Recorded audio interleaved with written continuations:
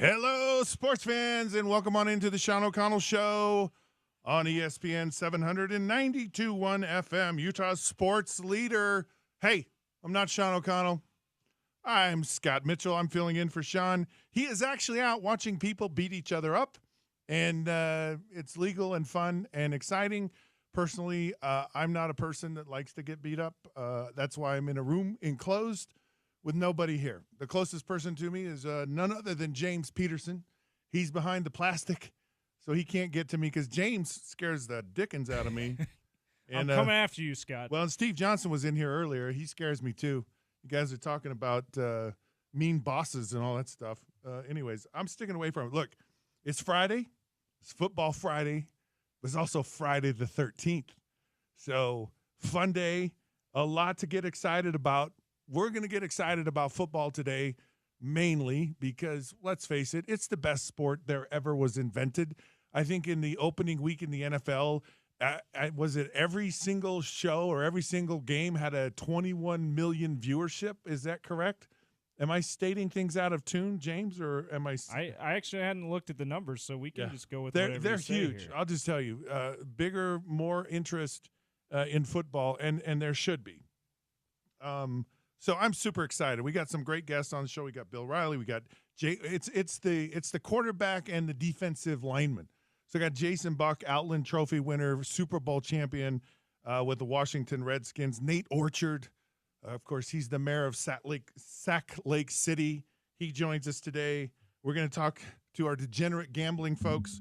Lee Sterling, Alex Markham with Ute Nation joins us. And I don't know, did I cover everyone? We got a list of folks we're going to chat with today. We may or may not have the host, the regular host of the show, OC, on in the 1 o'clock hour as well, depending on his fight schedule. He's out in England, Scott.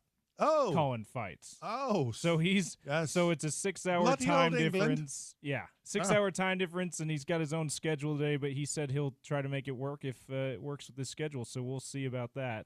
At 1 o'clock. What's it going to be like midnight when we talk to him? It'll be dark. It'll be 8, 9 o'clock at night. Yeah, it'll be dark over there when we talk to him around 1:30. If we can get him on, we'll update everyone on that. Well, it's going to be light here today, so we're going to have a lot of fun. I want to get everybody excited about Football Friday because it really kicks off a great weekend of football. And I really want to go back to last night. I went to a high school football game. Sophomores, right? And sophomore game. Yeah, and what's great about that is if you want to go see the pure love of sports, it can get funny in college and it can get funny in the pros. It becomes a business. The college esprit de corps kind of left a little bit, and now it's a little bit more of a business. But go watch a high school football game. And by the way, high school football here in the state of Utah is awesome. There are some great football teams that get national recognition. A lot of players get recruited from the state of Utah. Everyone comes to the state of Utah, even the big boy programs. Players have gone to Michigan and Ohio State and Alabama and Georgia and Oregon and Washington and of course here at Utah and that team down south a little bit gets a couple of guys, one or two every once in a while. So football is great. Great in the state of Utah. You really need to do it. But go to a high school JV game, sophomore, and you just see the pure love and the pure excitement that these kids have for that game. In fact, this is a true story, James. I'm ready for it. I was at this game. Which school were you at, by the way? So I was Bingham played. Okay. And Bingham game. Yeah. And they have actual names of players. Oh, okay. And one of the players' names, this is no joke, Newt Rockne. Newt Rockne was one of the K? Newt with the K? The same spelling. Oh my gosh. Send chills down your spines. The ghost of Newt Rockne lives somewhere, and apparently it's a great something grandchild of Newt Rockne's. I would think so. Yeah. Not a lot of Rockne last names out there. And not a lot of Newts either in the beginning. So very exciting. Especially the way Newt Rockne spells his name, because like I said, I think it starts with a K, right? It's not the N-E-W-T. Yeah. Canute. Canute. Yeah. So like anyway, my Canute. That's cool. Yeah, I had no idea And I had Mike no Cano. idea we had Newt Rockne descendants here in Utah. That's awesome. Big deal. Yeah. Did he fire him up with a pregame speech? No, he sat on the sidelines. Oh, okay. I don't think he ever got in the game. But, maybe later. He's there because he loves it. And that's the great thing. A lot of these kids don't get to play. They just want to be around it. I know when I coached high school football, I had a lot of players, didn't get a lot of playing time, but they really enjoyed being a part of the program. Speaking of the program, our program today, or this segment, the opening segment, is of the Sean O'Connell Show, is brought to you by Alvi Armani.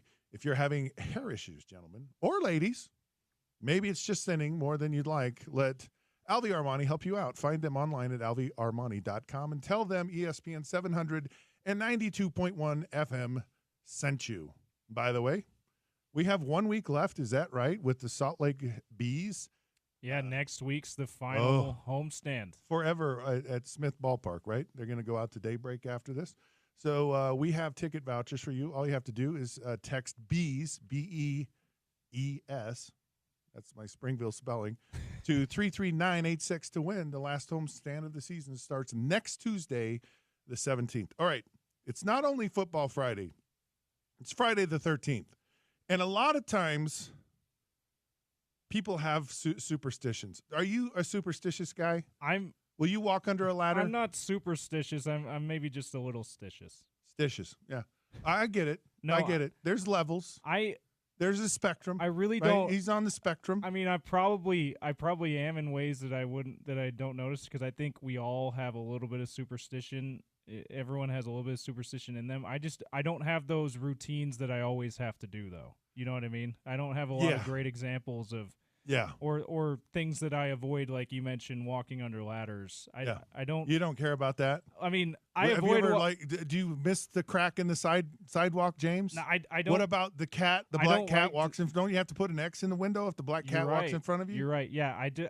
So I would go with the Michael Scott line. I'm just a little stitious. You're a little stitious. All right, I'll go with that. I'm way down the spectrum. I am a walking superstition. I hear you have. Oh my goodness. You could go for days about some of the superstitions you had as a player. Yes, I could.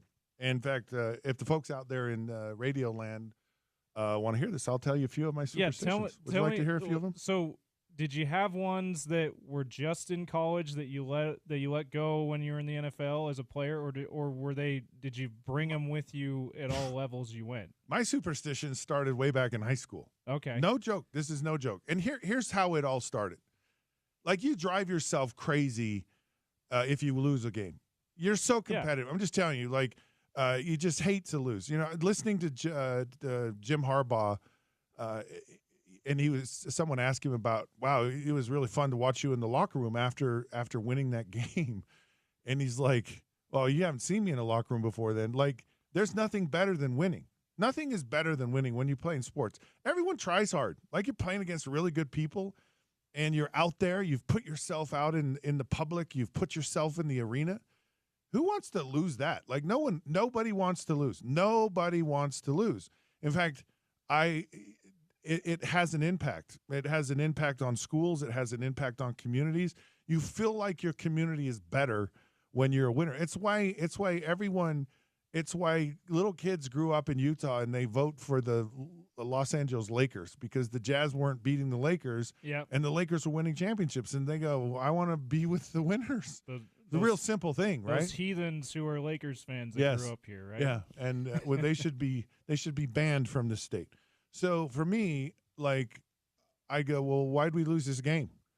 Well, it's because I ate the wrong food, or I put my left sock on before my right sock, and I didn't take care of the details and the fine, points of getting my mind right, and it would drive me bananas. I just finally got to go, okay, I have a routine. I stick with this routine, and it never, ever, ever varies. And you know what? When it varied, we lost. And I go, see, that's why you lost. I even have superstitions about being a fan. Yeah. Okay. Like, let me tell you about being a fan. Yeah. Tell me some of your fans. Well, I'll tell you some of them. They're really kind of funny, actually. So, like, I'm a huge Utah Jazz fan. Have been for my whole entire life. That's why I hate those Lakers. I hate them. Hate them all. Gordon Hayward, he's dead to me. I mean, I can go on and on. Carlos Boozer, Derek Fisher, they're all dead to me. And because I'm a Jazz fan, and I watch Utah Jazz basketball games. Michael Jordan pushed off. I mean, I'll go through all of it. Yeah. It's all punched true, a hole by in the my way. ceiling when John Stockton hit the shot to beat the. Did the you Houston. really? Oh yeah, I was just fired up beyond belief. And if the Jazz are losing, and I'm watching it on TV, I have to sacrifice my viewership so the Jazz will end up winning the game. So you turn off the TV. I have to walk away. Or you walk away. I walk away. I don't listen to it. I don't do anything, and then I come back later. And if I come back later, I don't wait till the game's over because you still have to watch the game. Oh yeah. I come back later. And, well, if they're winning, see? Yes, see, I helped the team win. I sacrificed as a great, loyal fan, and I come back, and now they're winning, and they're going to win the game. And if they start losing again, I hit the road, Jack. I'm out. Here. Out of here. Where'd Scott go? I've done that forever. The right? party. So jazz watching, jazz game So watching parties at your house. Where'd Scott go? Is that kind of stuff? I don't watch sports with people. Oh, okay. I'm not a good let's hang out in my basement and watch my teams play.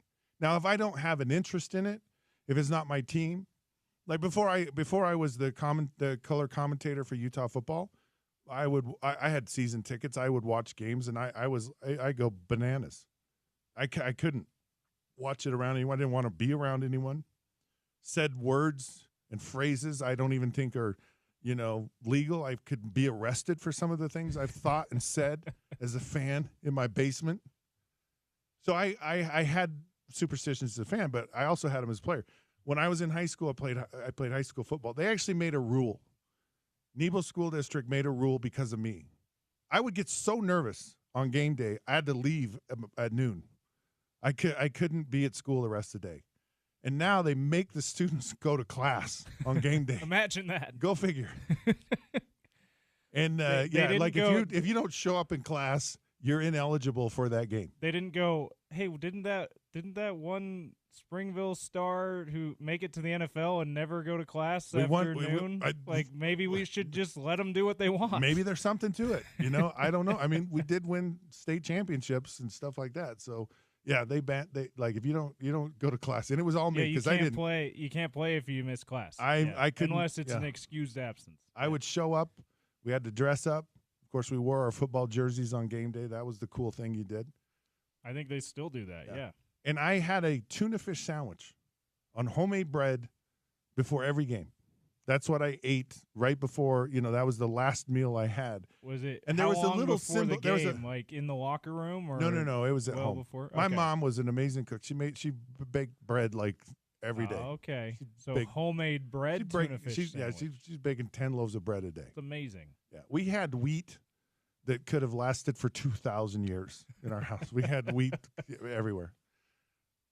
So I would eat this tuna fish sandwich.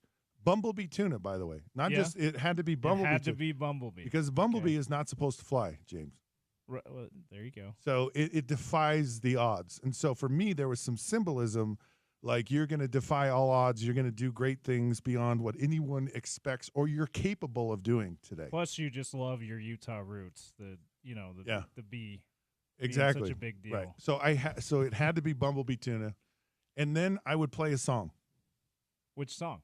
Sister Christian, Night Ranger, and I would play that song from my house to the high school parking lot. Our coach was like, music is of the devil. It's a bad thing, so we couldn't have music in the locker room. So you were the Footloose town. Is yes. that what you're saying? No, we all know that was no. filmed in Lehigh, but well, not and too Payson. far. But Payson High School and Springville High School are identical. Oh, there you go. Yeah. So it might as well have been. Yeah. Apparently, they claimed that Payson High School looked more run down than Springville High School. So there's nothing against Payson, but maybe it is. So it would time out perfectly. I would drive from my driveway to the parking lot, and Sister Christian just lit up the stage. And it would get me so pumped up for the game. And I love that song. Of course, I love Night Ranger too. So that was those were my basic superstitions in high school. And it just got worse. Like when I went to college, I had to be – so we stayed in a hotel every game, home or away. So we were always in a hotel. We were always bused to the stadium, whether it was a home or away. I had to sit on the front row of the bus, and I had to be the first person off the bus and in the locker room, without fail. Every game that I played at the University of Utah. Did anyone try to beat you? No one knew. I didn't tell anyone. No, right. I had to suffer in silence, James. All of these superstitions and things. The things I had to go through for my team so we could win and we could have success was like it was exhausting. They had no idea. No, and I wasn't going to tell anyone I was a cuckoo. Are you kidding me? No, but were there ever situations? I understand you didn't tell anyone. Were there ever situations where a teammate was just walking super fast and got ahead of you, and you had to kind of? I just made sure I was the first guy off the bus, and if I sat in the front row, I didn't have to IndyCar someone, and pass them on the left lane. Yeah, but I was always the first guy in the locker room, every game. And it wasn't just your work ethic; it was the superstition. Yeah, no, it wasn't. I worked hard. I worked really hard. I'm making a joke. No. But I'm just telling you. First there, last to leave. Oh no. That was true too. Yeah. Okay.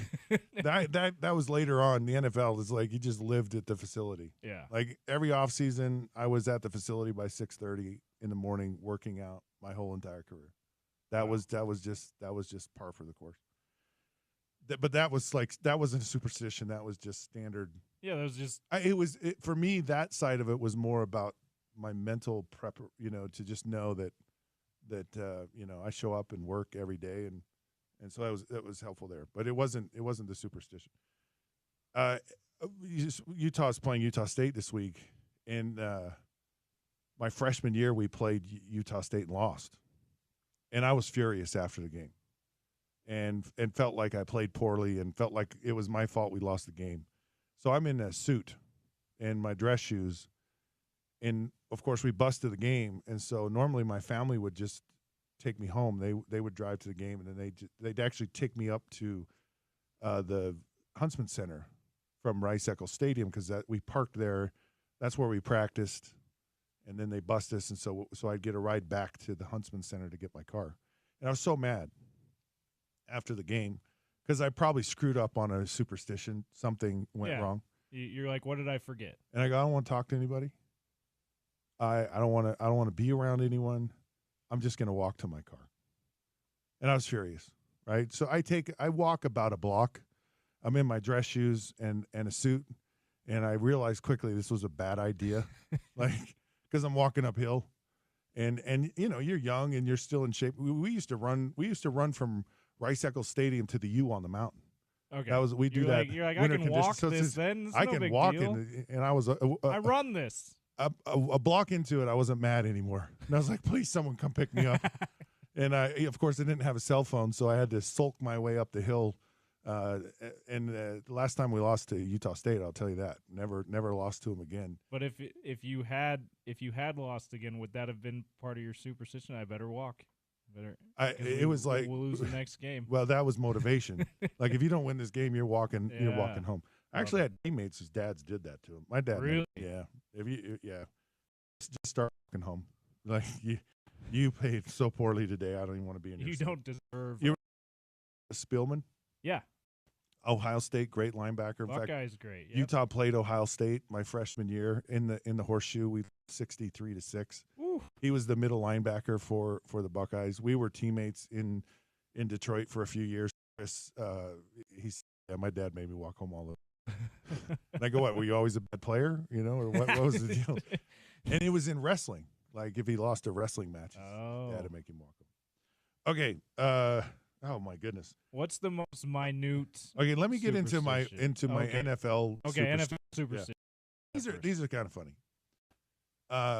So I had this, like I said, I had the same routine about showing up to work. Like every day had its own. It was down to the minute. Like my schedule was so regimented. The Monday schedule, my day off schedule, my schedule, Friday. Ate the same meal.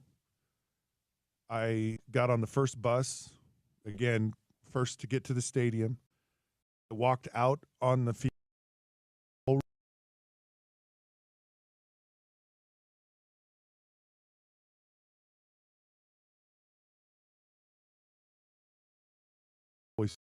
Had to put on my sock. It was my left sock, and then you put on another pair. Yeah, I wore 2 pairs of socks. Oh. And then cleat on.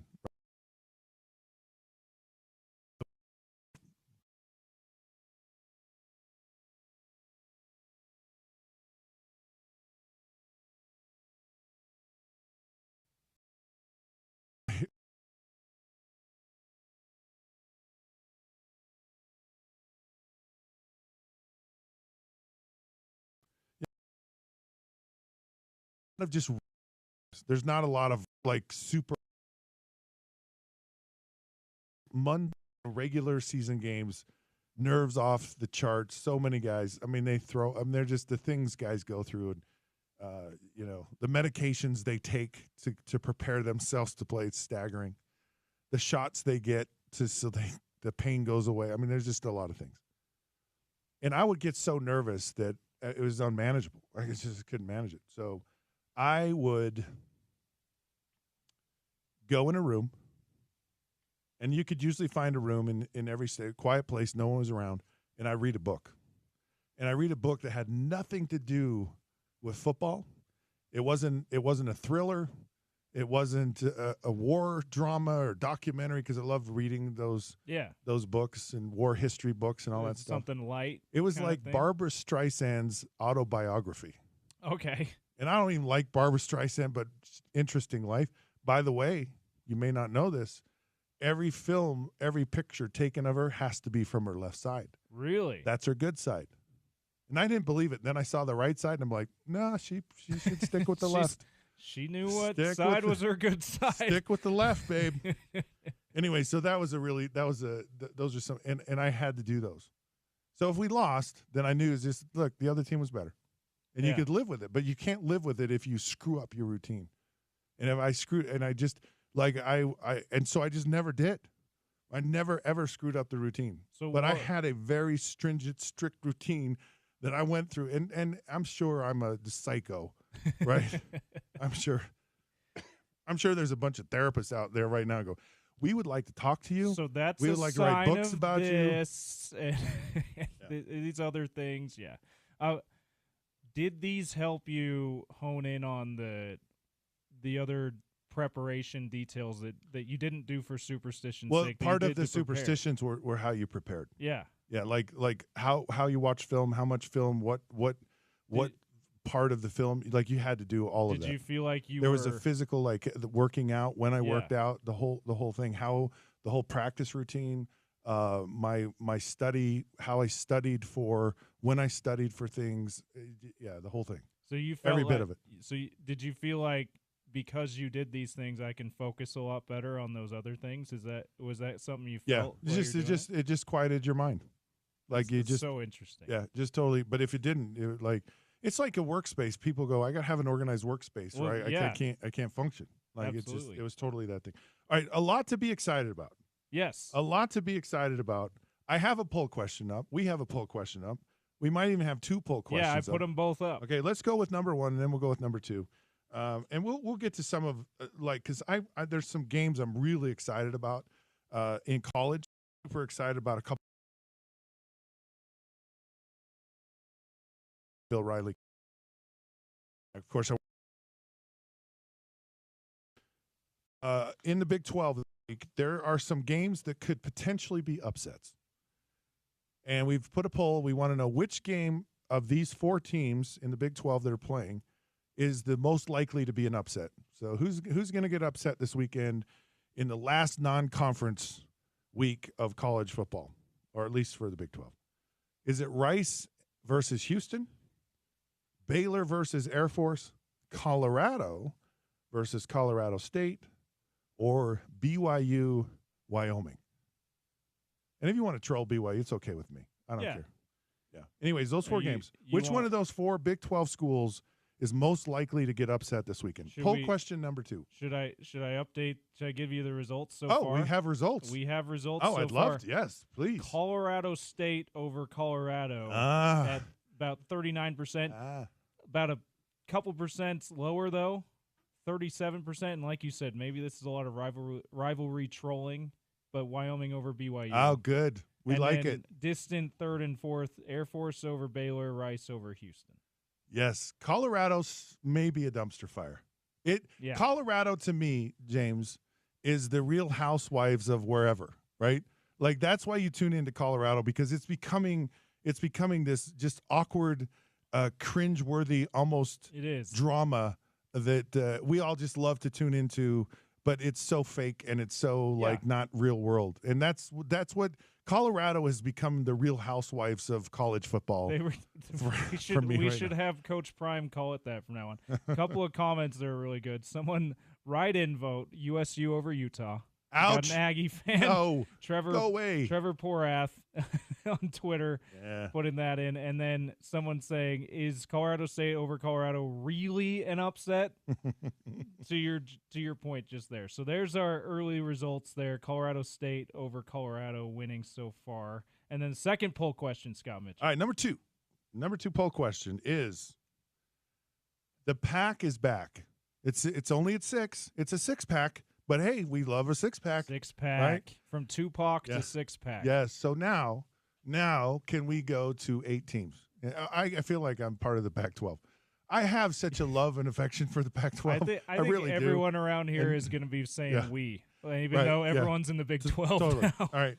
So what's the likelihood? Because the Pac-6 has to get to at least 8. You have to. So we're cheering for them. We want them to find 2 other schools. The minimum requirement to be an FBS conference, as I understand it, is 8. As you said. And they've got another year to get that final 2 teams. So my poll question is, what's the likelihood that Utah State joins the Pac-12? Is it the Dumb and Dumber? So you say there's a chance, right? That's like 1 in a million. Yeah. Is it 50-50? That's the second option. And number 3 is hell yeah. That means there's a high likelihood of that. Yeah. Okay? I worded it, hell yeah, they're in. Perfect. There you go. Okay. So those are your 3 options. Poll question number 2, Utah State joining the Pac-6. What's your guess as to what's winning?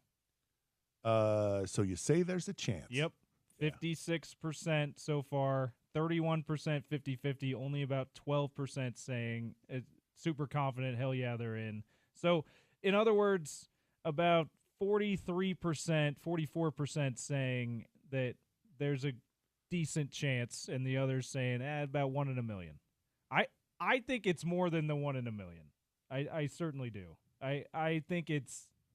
I just wanted to do the poll question so I could use that answer. Yeah. Like, I don't care. I don't really care if Utah State gets in or out, but I just wanted to use that as an answer today. I was saying this all day yesterday, Scott, to people here at the station. If I'm Utah State after hearing about the other 4 joining that are all Mountain West schools, and they all happen to have state in their name too, by the way. Right. No, I noticed notice that. Yeah. Even Washington State and Oregon State, who are the remaining of the Pac-12 right now. It's the state of Pac-12. I'm calling UNLV and I'm saying, hey, let's call the Pac-12 together. Yes. Because they need 2 more teams. Let's be those other 2 teams. I'm calling UNLV. I'm calling Nevada. I'm calling one of the, a partner. I would say UNLV because that market is such a desirable market now. That's who I would want to partner up with and say, hey, what do we got to do to get in? Because I think that's Utah State would really need to do that to continue to, survive in college football and take it to the next level to a former Power 5 conference. I want to have some fun today. Let's do it. I want fans out there, whoever's listening to the show, text in what the text line is. 877-353-0700. Yeah. What James just said, text that in. And tell me some of your superstitions as fans of sports. That's what I want to know. Oh, there's a ton of them. Yeah, I want to hear what people have to say. Got to be a ton of them. Yeah. And you can share. You can share those with me. Look, our show today and every day is brought to you by Les Schwab Tires. Les Schwab has the tires, wheels, and accessories for whatever you drive. Stop by your local Les Schwab today, and their professionals will get the job right the first time. We're going to take a break. Bill Riley's right around the corner. It's the Sean O'Connell Show on ESPN 700 and 92.1 FM, Utah's sports leader.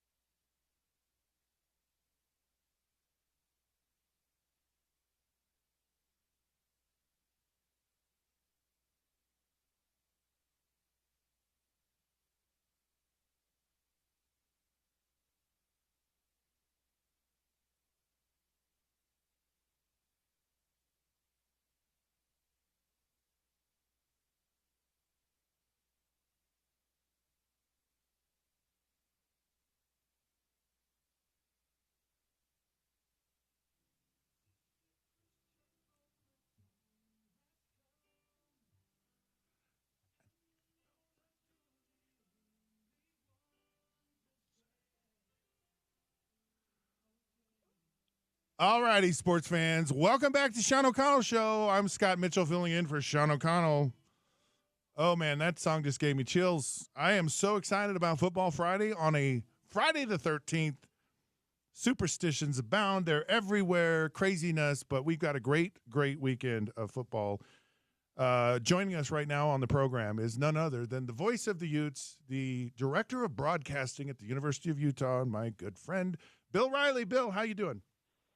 Can we play that song on a loop on our drive to Logan tomorrow? Oh, totally. And just roll down the windows as we go through Sardine Canyon and blow the speakers out of your pickup truck? Absolutely.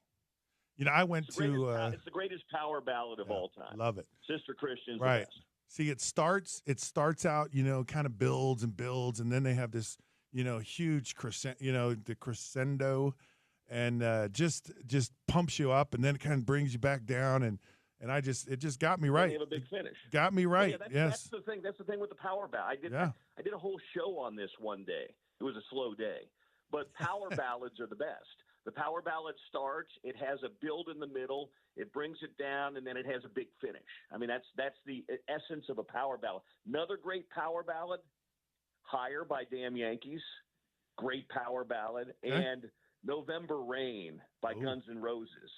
Great. It's way long, but that's a great power ballad too. Yeah, I've written them down, Bill. We'll get a power ballad playlist to get ourselves pumped up. Mixtape, Scott. Let's do it. I'm going to make us a mixtape. Yep. Put it on your phone. We'll Bluetooth it, and we'll just blow it out. See here, but that's not as fun. You and I are old enough to remember what mixtapes were. Remember? Of course, yes. I just don't have a tape cassette in my car. That's the whole thing. Or I would do that. I would totally do that. Yes. Okay. Love my cassette tapes. Yeah, I got it. Hey, speaking of Utah State, the Pac-2, Pac-6 now is alive, and there's a soft spot in my heart there because I love the Pac-12, loved being a part of the Pac-12, and thought it was wonderful. Rose Bowls are amazing, and they need 8, right? So they're 2 shy, and the poll question is, what chance does Utah State have of being a Pac-12, Pac-8, Pac whatever, Pac enough to where they can be recognized as a conference chance? Here's the options. Let me give you the options. So you say there's a chance is option number 1. That's the 1 in a million, right? Highly. We're in. I think you got to go the Dumb and Dumber option. I mean, I really do, because here's the thing. They're sitting now. Right. If they really wanted them in it, why wouldn't they have invited them already? They invited Boise. They invited Colorado State. They invited those other schools. I'm not saying it's not possible. Right. But it's not as if they just appeared on the college football landscape this morning. And they've been there. I'm not sure, because, again, part of that conference deal is you're trying to get TV markets. Yeah. And Logan – technically part of the Salt Lake market, but not really. Right. I don't want to come off condescending here, because I don't, because I'd love for the Aggies to get in there. I'd love for success for all of our in-state teams. But I just kind of feel like if the Pac wanted them, now again, there's going to be another iteration. I don't think they're going to stay at 6. They're going to add some more teams. Yes.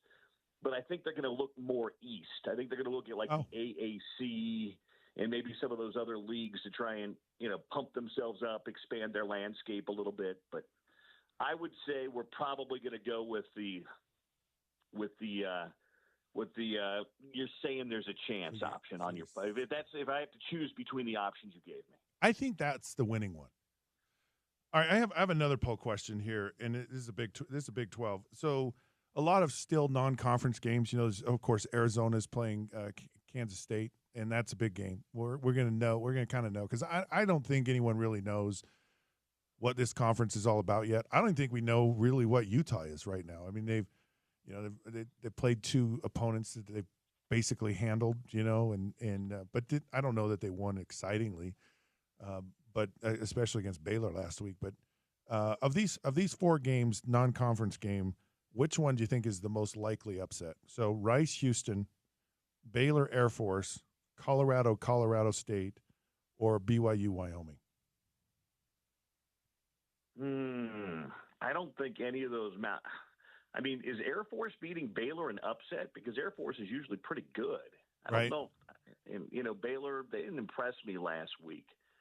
I think that I would love, if you're asking me which game I'd like to be at, I'd love to be at that Colorado State-Colorado game because I think it's in Fort Collins. Right. And after last year, and I think that place is going to be on fire.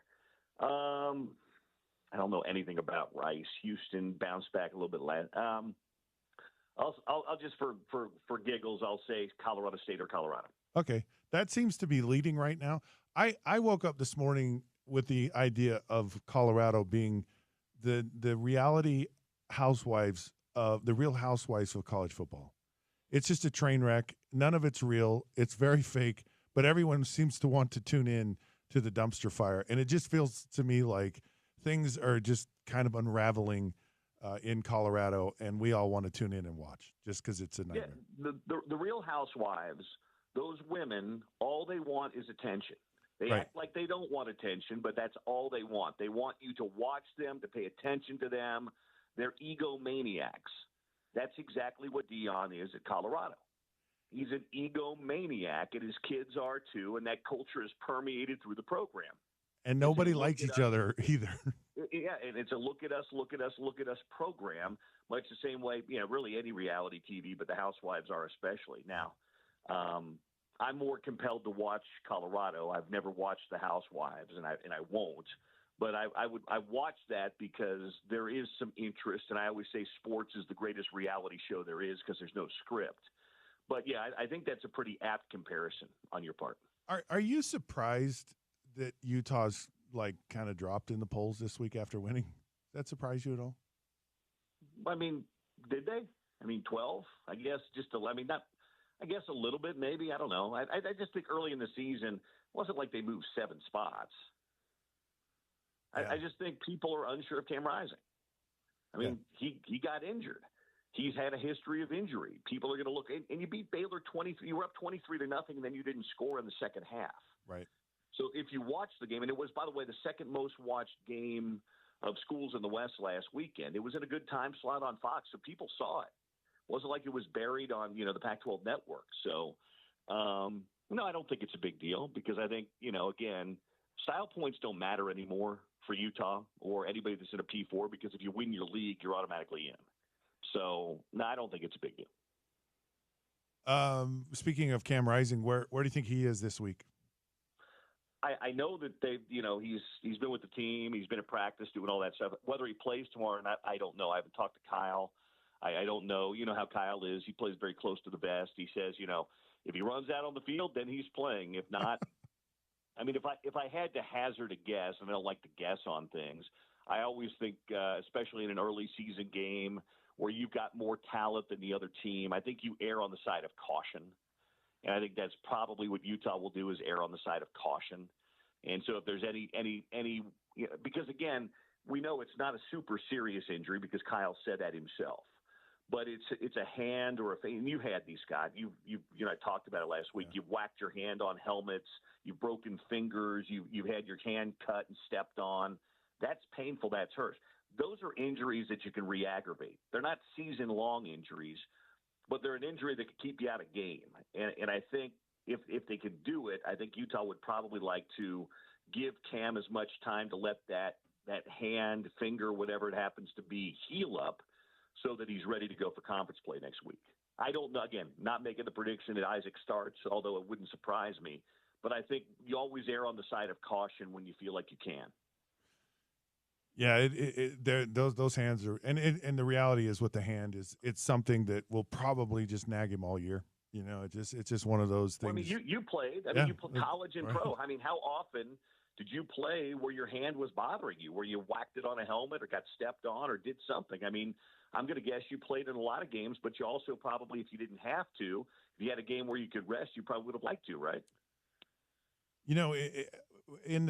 Where every game matters, you were on the field. That's what I'm saying. Where if it was conference play, I'll bet Cam would be playing for sure this week. But it's just one of those, you can't, it just don't, you're throwing all the time, so you're constantly aggravating it, and it's just something you're just never going to fully get over. You get in a game and you don't feel it because you got adrenaline and all that stuff, but I'm sure it'll be something that will bother him. And you just have to learn to live with it. You have to learn how to play with it and figure out how to still be productive and deal with it. But that's not the only, injuries are kind of that same way. You probably talk to most of these players and you say, oh man, they all have some nagging something that they're dealing with. That's just a deal. So how often did you play in your pro career where your hand hurt, your finger hurt, your hand hurt, whatever it was, but you had to play and were you able to play and play effectively? So my whole senior year of high school, basically from game one, I messed my thumb up, and it was something I dealt even all the way back in high school. It was I broke an index finger in the NFL, and played with that. That was really, really painful. I had to. I sat out 3 games from that, but that's about the only time I've ever had to sit out for a game. But you always have something. You're always getting your finger hit somewhere. That's what I'm saying. Yeah. You were able to, as a professional, the Dolphins, Lions, Bengals, wherever it was, even if your hand was bothering you, you found a way to play when you absolutely had. Because in the NFL, every game is a conference game. Every game, there's no, if you can play, you play. Yep. Everybody's hurt all the time in the NFL. I'll tell you very true. I'll tell you another time that you don't think about it, but you have to learn how to fall. Like sometimes guys will fall and they'll brace their fall with their hands, and that's when they break their wrist or they get a finger jammed or dislocated or is when because you get hit a lot and you fall down, like you get knocked over. Most times you throw the football, they don't see it, but you get hit and you get knocked over. And you have to learn how to fall, and you don't put your hands down. You fall with you. Now when they grab your hands and wrap you up, that's one thing, but if you just fall into the ground, you just learn not to don't put. It's like when you ride an ATV and you're going to roll your ATV, and they say don't put your hands outside of the ATV or you're going to break your arm. And it's the same thing. But it's one of those things we just don't talk about. But that's probably more of an issue than what happened to Cam and actually getting a finger on a helmet when you throw a football, but because you get knocked over a lot in a game. All right, so this is the last non-conference game, the last tune-up before Utah starts its play in the Big 12 for the first time. What do you think is this team needs to do this week? Where do you see the biggest weakness or the biggest tune-up that needs to happen before Utah goes to Stillwater? Well, to me, there's a little bit more on the offensive side than the defensive side. Let's say it's Cam that plays tomorrow. He just needs more reps. You and I have talked about this. He's basically played a half of football. Yeah, I mean that's what he's played. Well, a half and a half. He's played 3/4 of football is really what Cam has played, and he's looked sharp at times. And then there were some times last week where he didn't look sharp before he got hurt. I just think he needs reps. You know this. I mean, he just needs to kind of play a little bit more. Now, if he doesn't play, same story here. Isaac Wilson, he needs reps. Because at some point in time, you're going to ask Isaac Wilson to come in and play for you, whether it's this year or next year. I think the other thing, though, Scott, is getting players involved. First week we saw it early in the first half, then they just didn't do much in the second half, but they spread the ball around. Keithy and Dorian Singer and Caleb Lohner and Money Parks. Last week we really didn't see that. Maybe some of that was due to Cam getting hurt, but we've talked about this. A lot of weapons on this football team, and it's human nature. You're a wide receiver, you're a running back, you're a tight end. You want to see the football. And, Brant Keithy had one catch last week. Money Parks had a couple of catches. But we haven't seen Micah Pittman get a catch. Damian Alford transferred here from Syracuse, where he was leading receiver, hasn't caught a ball yet. Has he been on the field yet?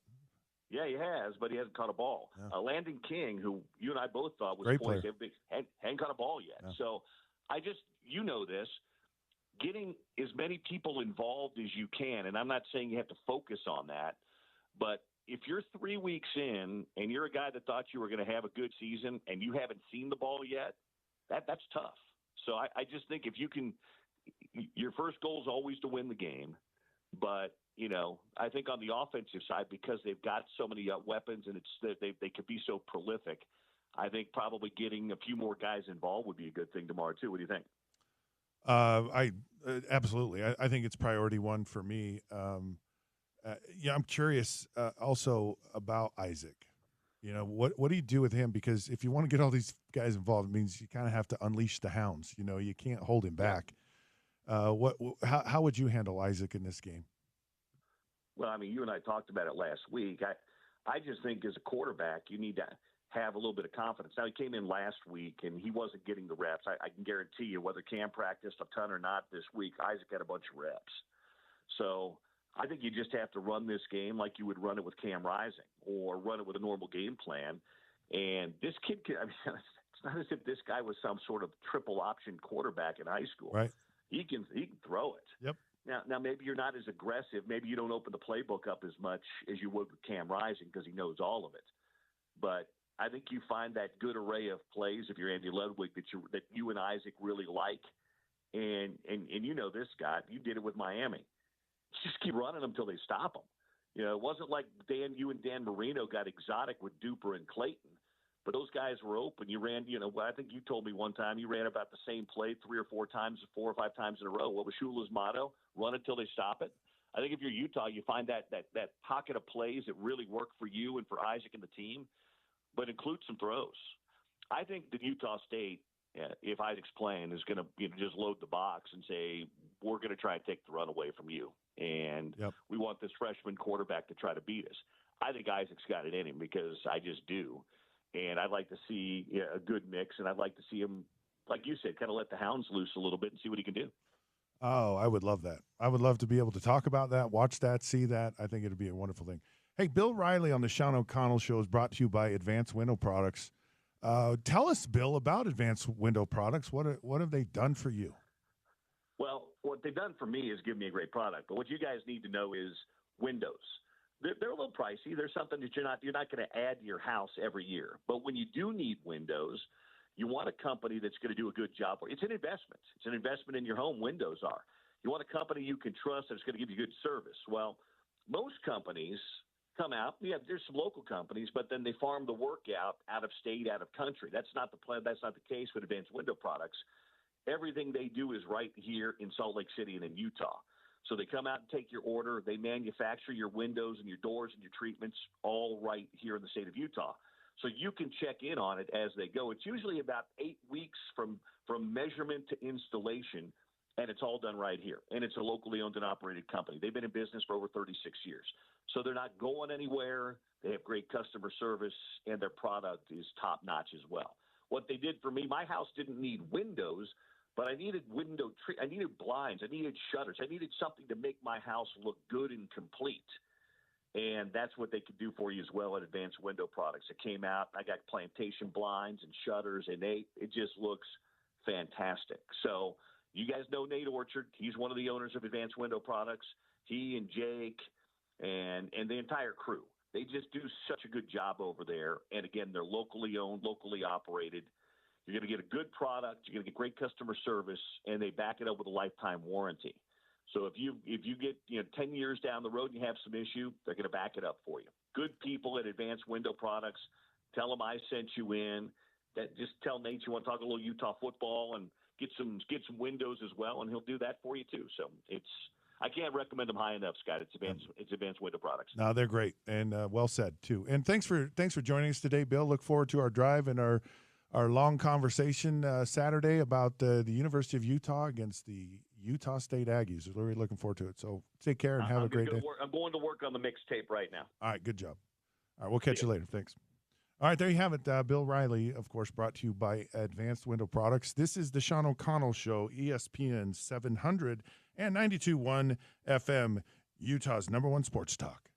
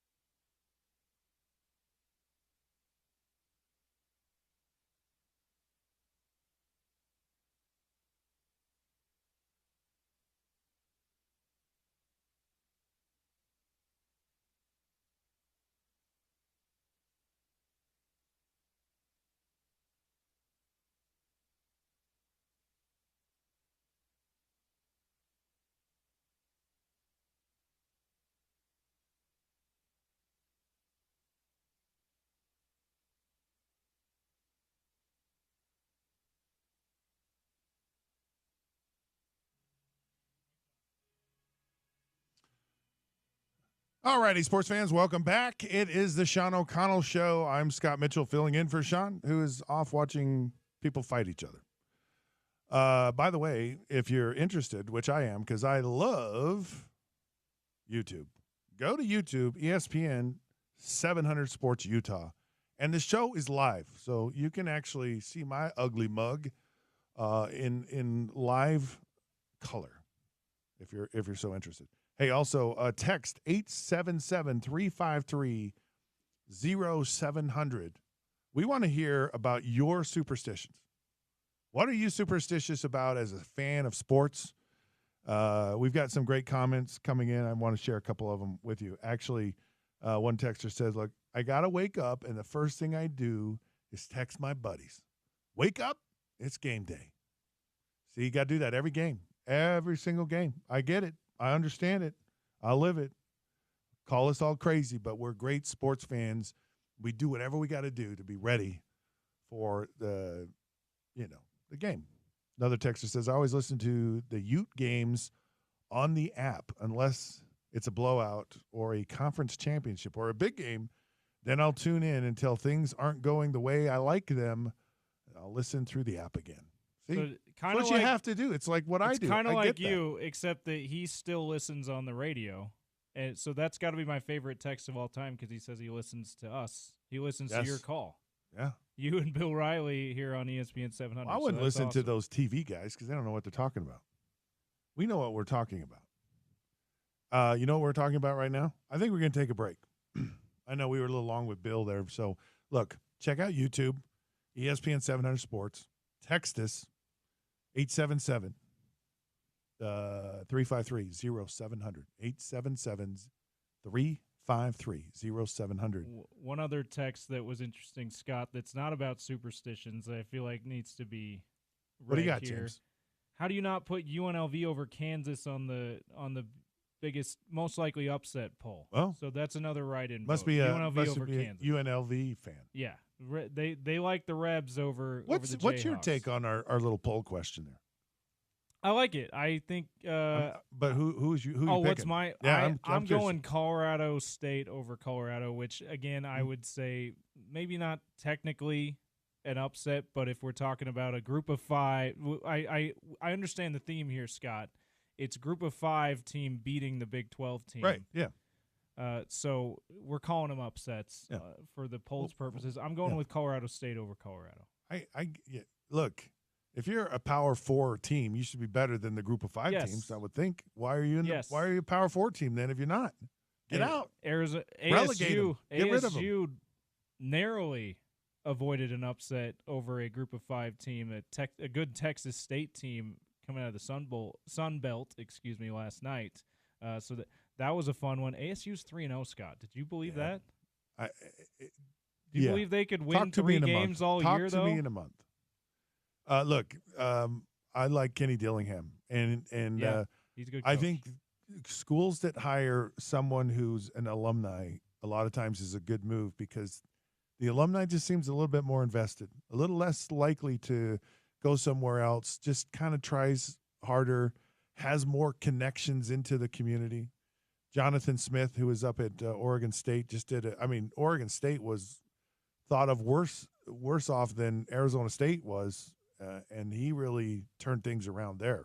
I mean, they're the surviving member of the Pac-12. But he really did a nice job there. So I like what's going on. All right, well, let's go take a break. When we come back, I'm surprised you didn't pick Wyoming over BYU. This Wyoming team lost so much from last year when the coach retired, Scott.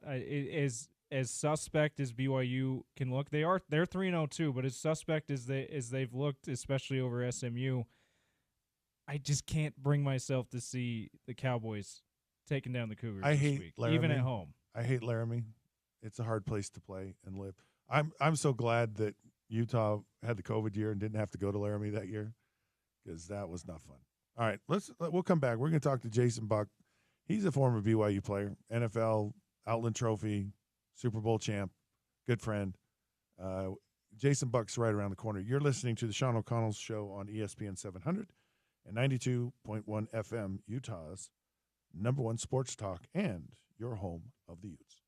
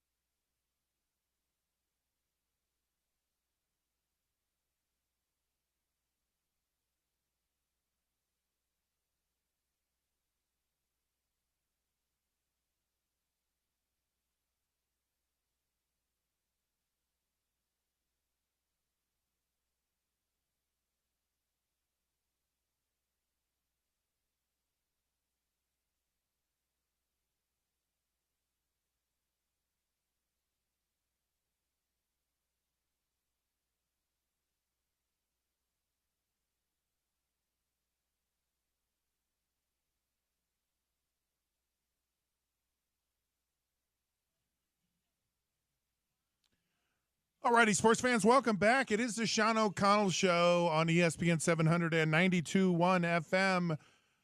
I'm Scott Mitchell, not Sean O'Connell. He's off. I'm in. It's Football Friday, Friday the 13th. Superstitions abound. We're having a good time, and we are going to talk to none other than my good friend, my brother from another mother, Jason Buck, Outland Trophy winner, BYU All-American, Super Bowl champion. Jason Buck, welcome to the show.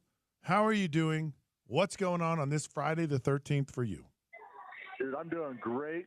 And then talking to my ninth cousin, so everybody knows the official relation after me and Scott checked our family tree. So when they said, so are you guys related?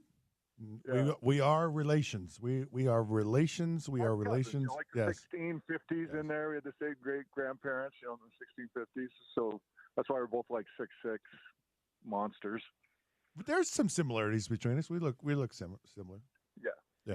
If I had a beard and a mustache, I'd look just like you, and really, really long hair.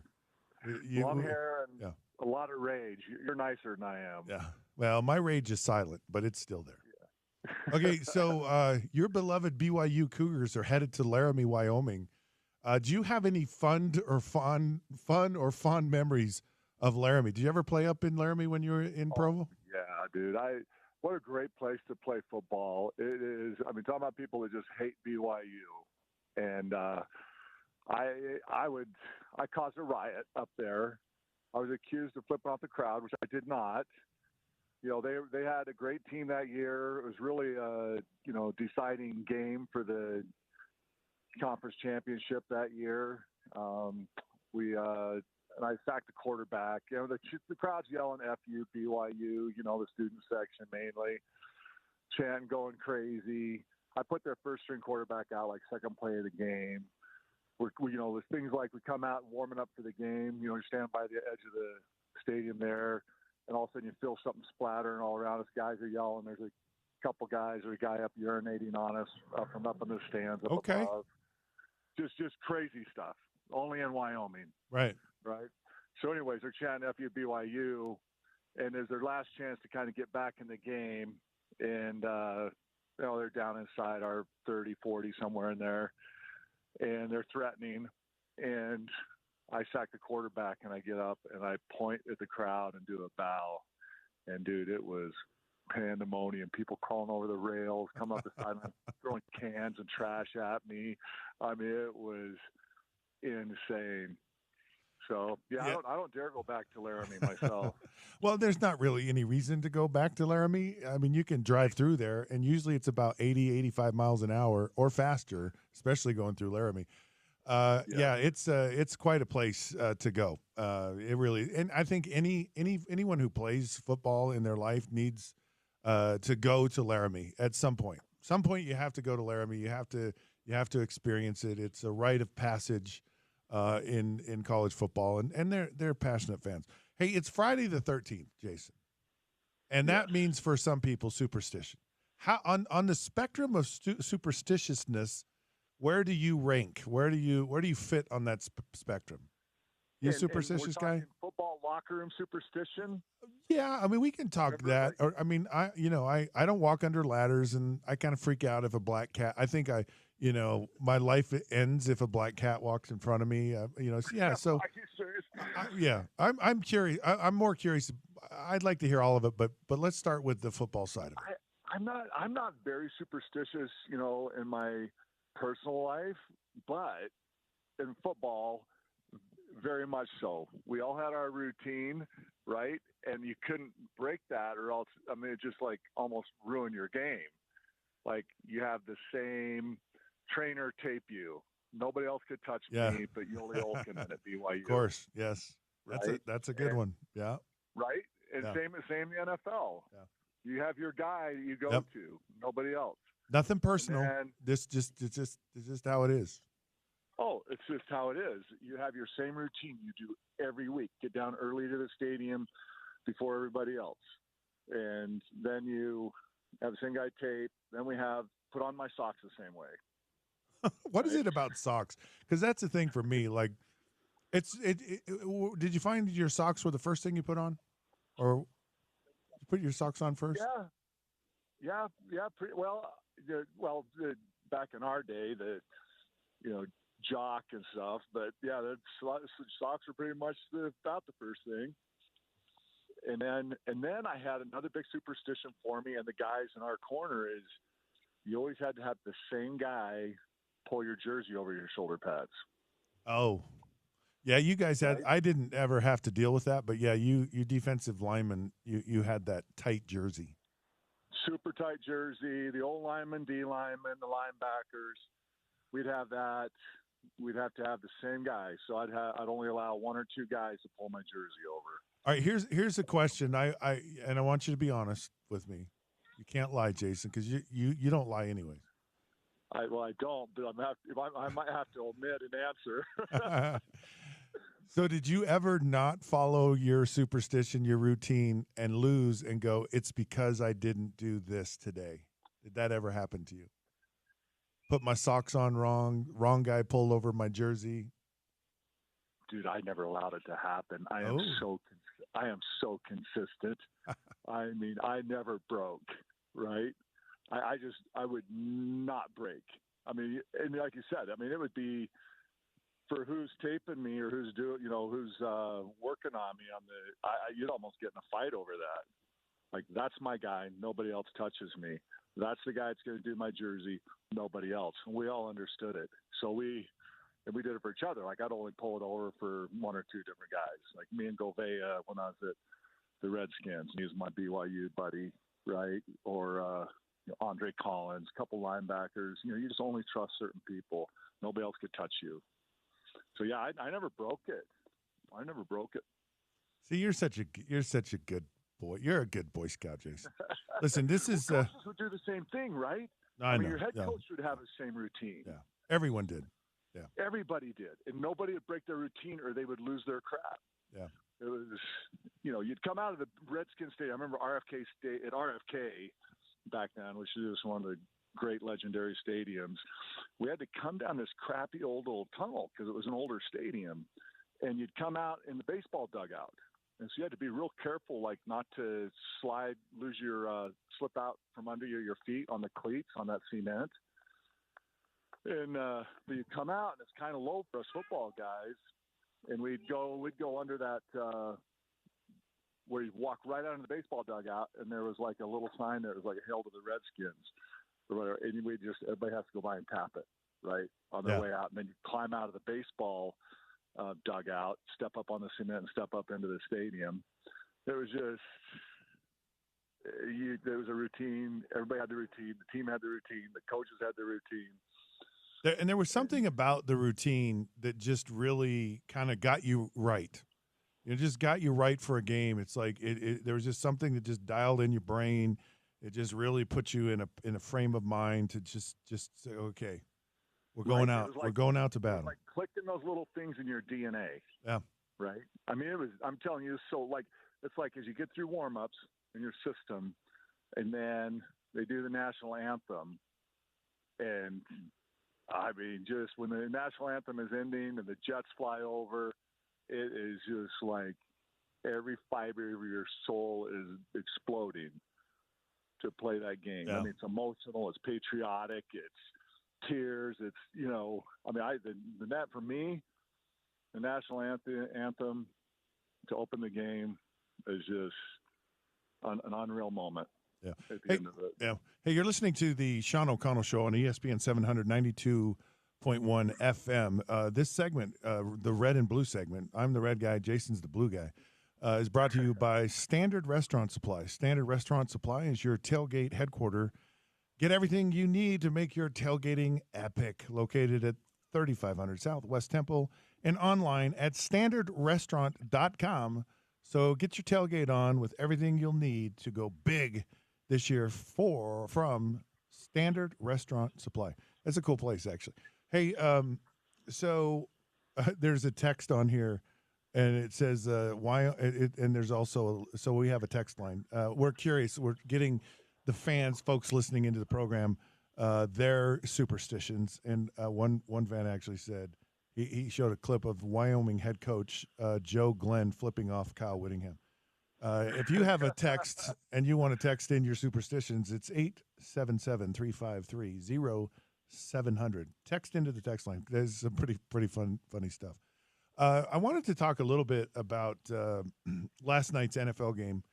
Of course, the Buffalo Bills against the Miami Dolphins. Really, two really good teams expected to be in the mix for a chance to go to the Super Bowl this year. High expectations from both.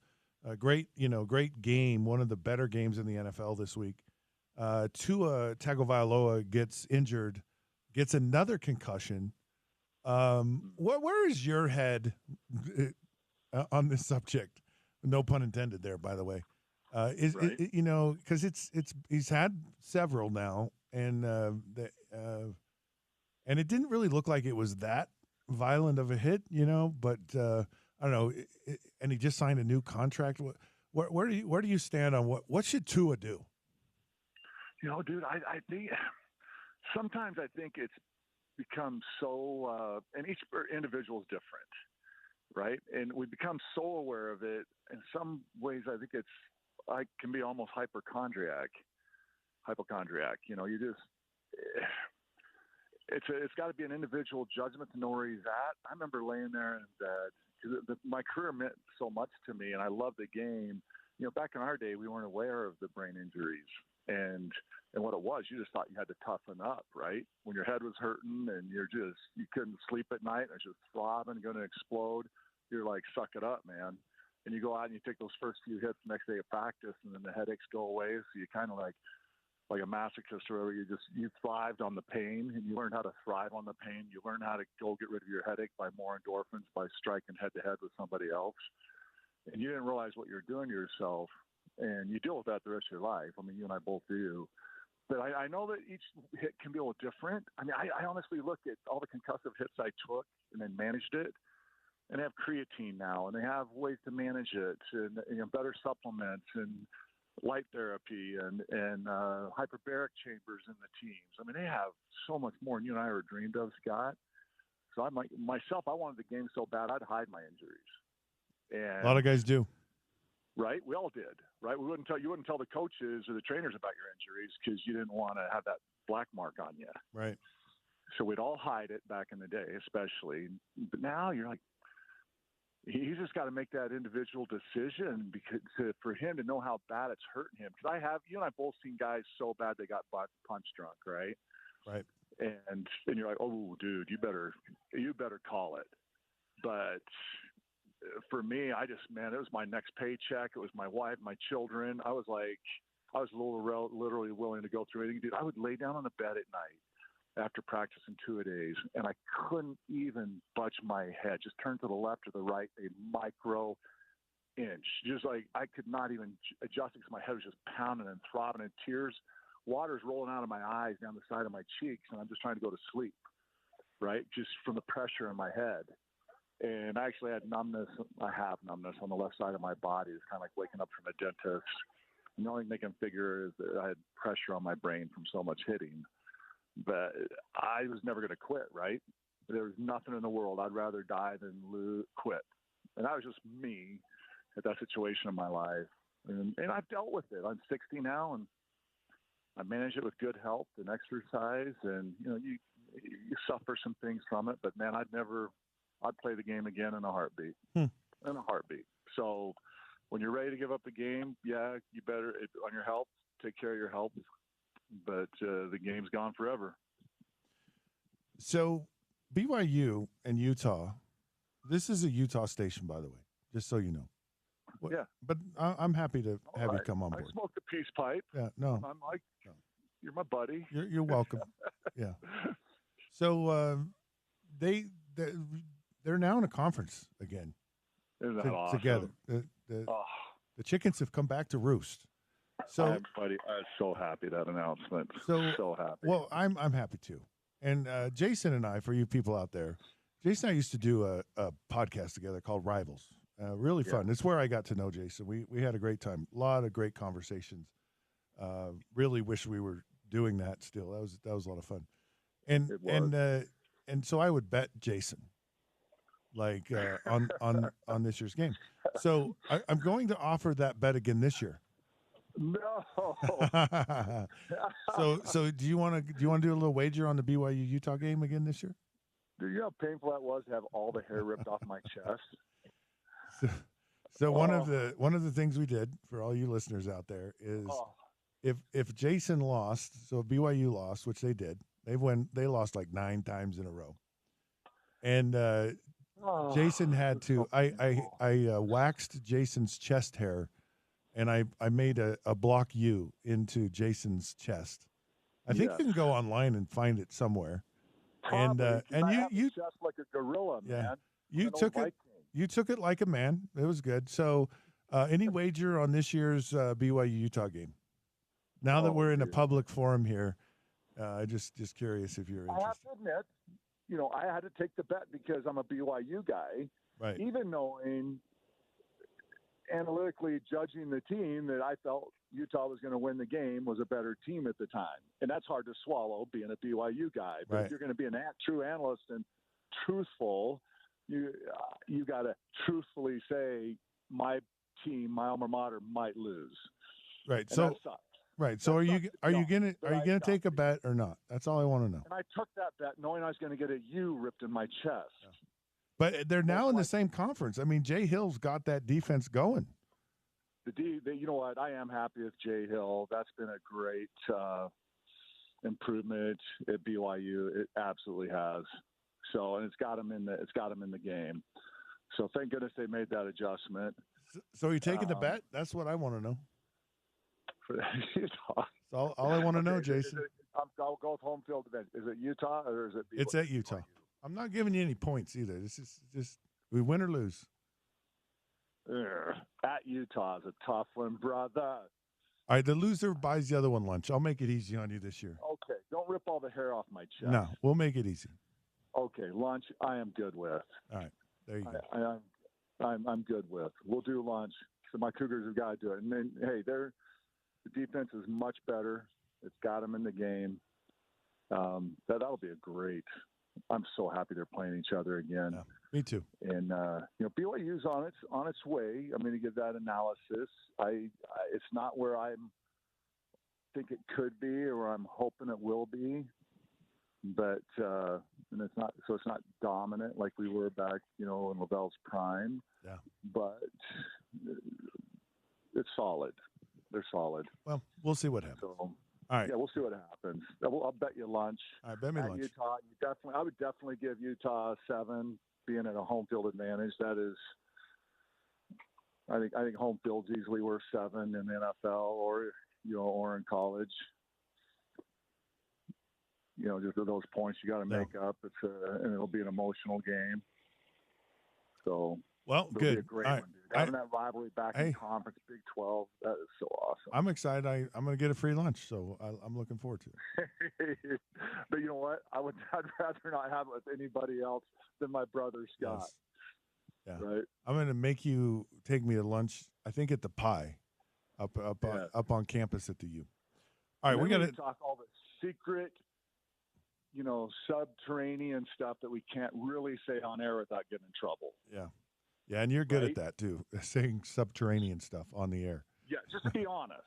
There's certain stuff. You live your life subterranean, Jason. You're a subterranean dweller. So I am. I got my caveman Viking in me, buddy. I used to carry, for superstition, growing up, I was a Viking, Minnesota Viking, because my family was from Scandinavia, a part of it, right? So I was all cool about Viking, and I was all cool about the Redskins back in the early 70s, their first Super Bowl, because my mom, we have Indian on my mom's side. So I was all into Vikings and Redskins, the big warrior stuff. So I'd always carry this Viking doll and hold it when Fran Tarkington lost the Super Bowls and ball my head off. Because I'm holding on to my little Viking doll about breaking it. Hoping Fran Tarkington and the Purple People Eaters would win a dang Super Bowl back in the 70s. Did you sleep with your Viking doll, Jason? I did, and a football. How old were you when you gave up the doll? Was it when you got married?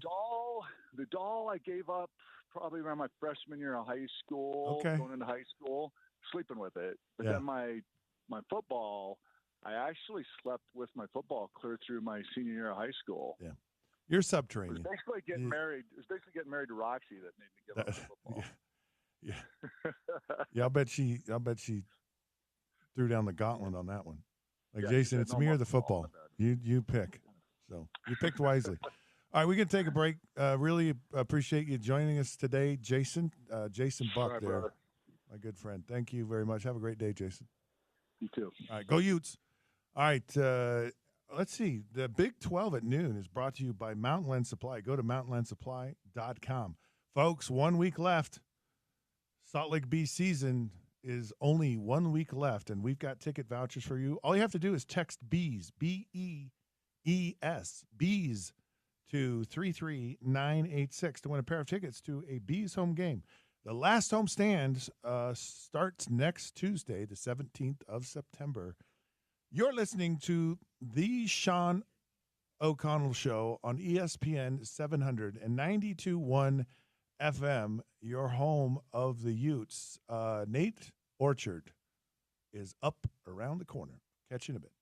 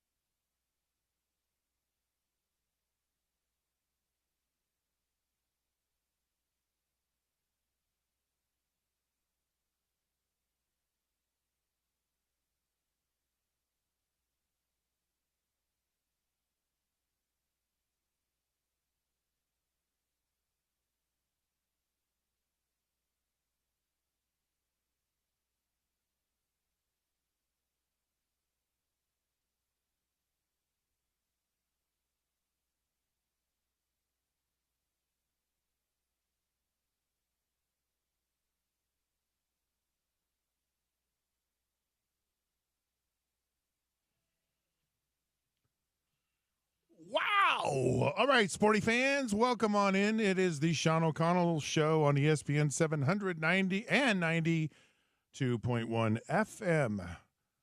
I'm not Sean. I'm Scott Mitchell. I'm filling in today. Hey, we've got a text line. It's Friday the 13th. It's Football Friday. We're freaking out. It's so much fun to talk about all of this today.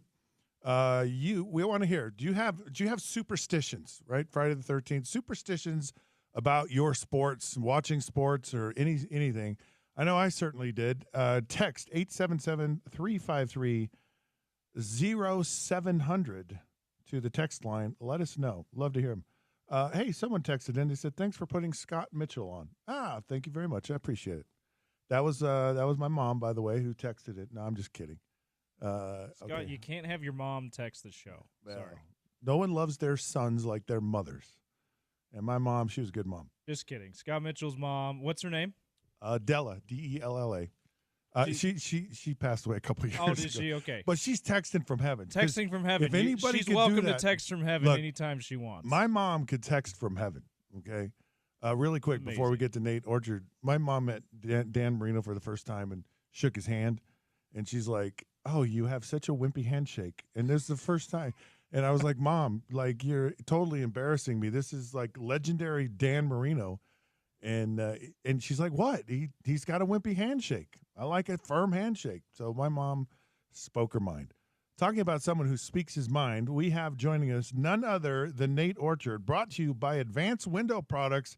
He's the owner and operator of Advanced Window Products.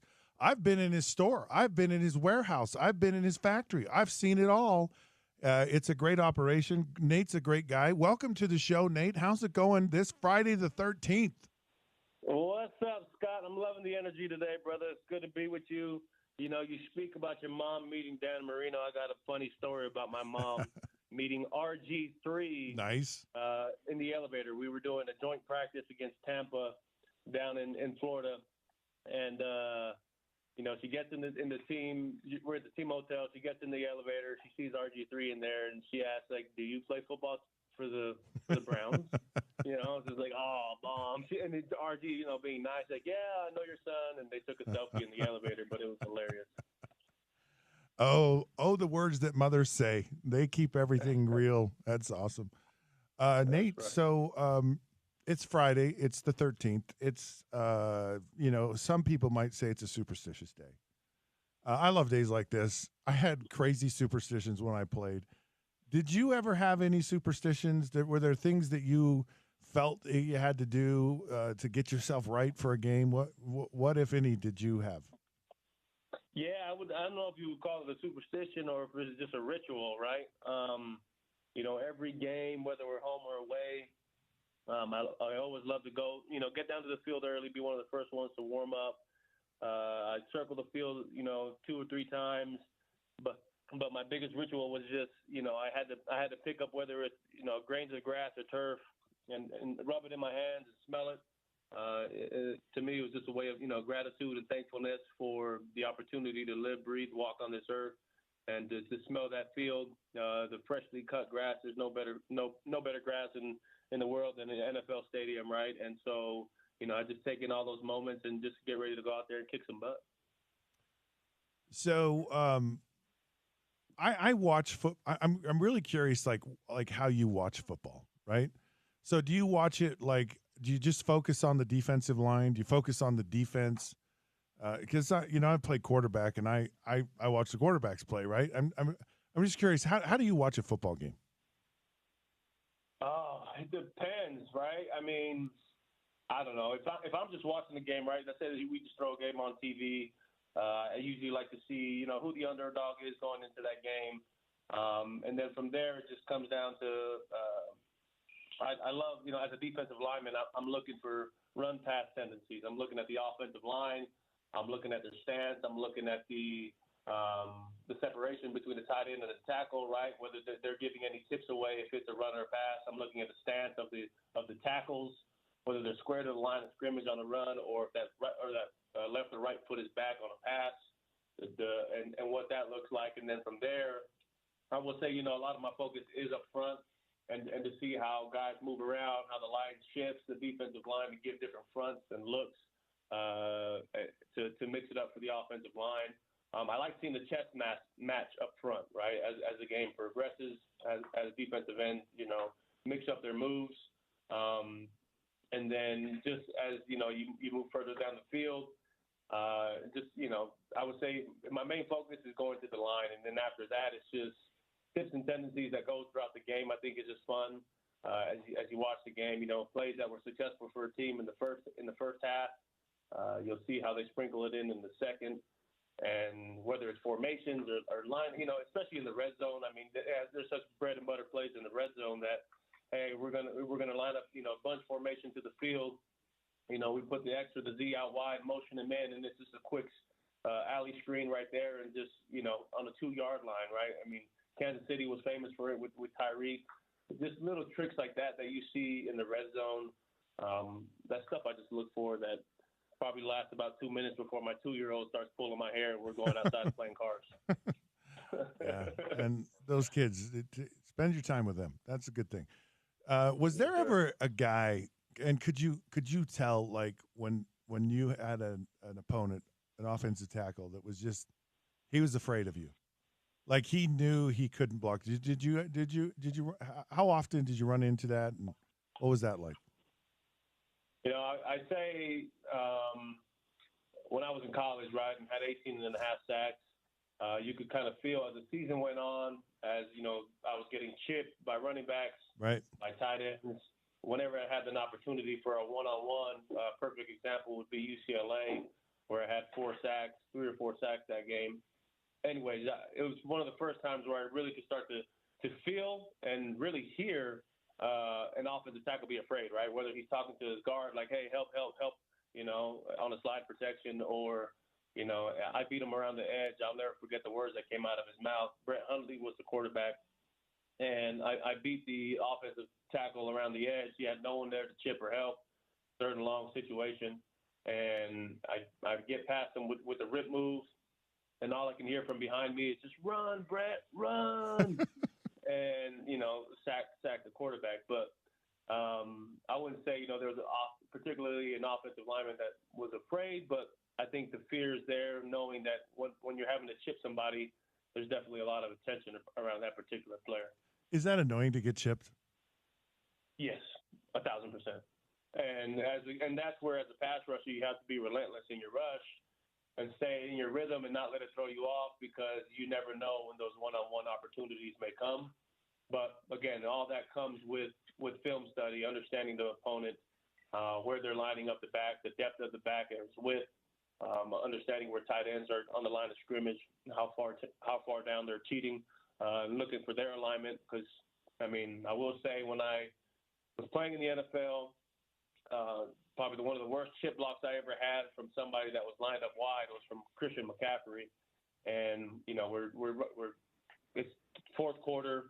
The 2 starters in front of me got hurt. I had just got to Washington 3 or 4 days before that, and here I am, second half of this game, seeing the field, and they're trying to drive down the field for a game-winning drive. And anyways, McCaffrey split out wide, and he's a good 5-6 yards, and I'm like, there's no way he's chipping. I'm going to disregard him. I'm good. And they snapped the ball, and within 0.2 seconds, I was flat on my back, and I got chipped so hard that I flew all the way to the opposite side of the center.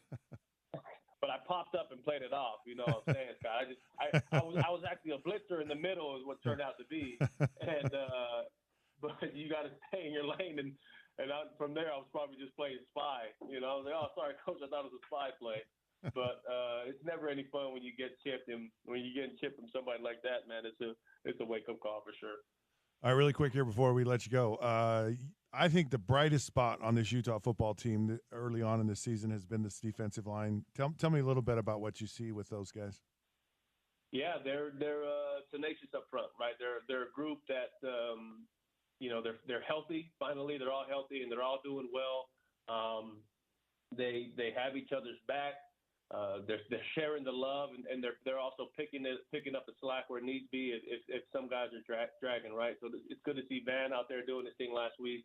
Connor O'Toole getting some love with some strip sacks last week, but most importantly, the interior guys are really setting the tone. And Keanu Tanavasa hope to get him back. But Junior Tafuna, Samote Pepa, all those guys are doing a phenomenal job. And that's what Utah's known for is its defense, and the defensive line is a staple of that front. Really is, and it might be one of the best defensive lines in all of college football. Hey, I understand, Nate, that you have a special Utah football offer at Advanced Window Products for our ESPN 792.1 FM listeners. You got that, Scott. And for all our ESPN 700 listeners out there, if you are considering changing out your windows or have gotten a bid or a quote from another company, please give us an opportunity here at Advanced Window Products. That number is 801-850-9100. We'd love to hear from you. We've sent out one of our technicians to come out and assess your windows with you, do a free window audit, no pressure. You'll get your quote right there on the spot, financing options available. And most importantly, at Advanced Window Products, we're giving you peace of mind. We are the factory from every step of the way to selling, to building the windows, to installing and warranting it for life. That's what we do here at Advanced Window Products. And if you call today, you'll receive $3,000 off the purchase of 10 or more windows. And all you got to do is call. And again, that number is 801-850-9100, or you can visit us at advancedwindows.com. All right, thank you very much. Yeah, Advanced Windows, amazing. Give them a call. Check them out. They're wonderful. Appreciate your time, Nate. Always great to catch up, and go Utes. Thanks, Scott. Go Utes. All right, we're going to take another break here. It is the Sean O'Connell Show, ESPN 792.1 FM, your home of the Utes. Coming up around the corner, we've got Lee Sterling from Paramount Sports. Going to talk a little degenerate gambling.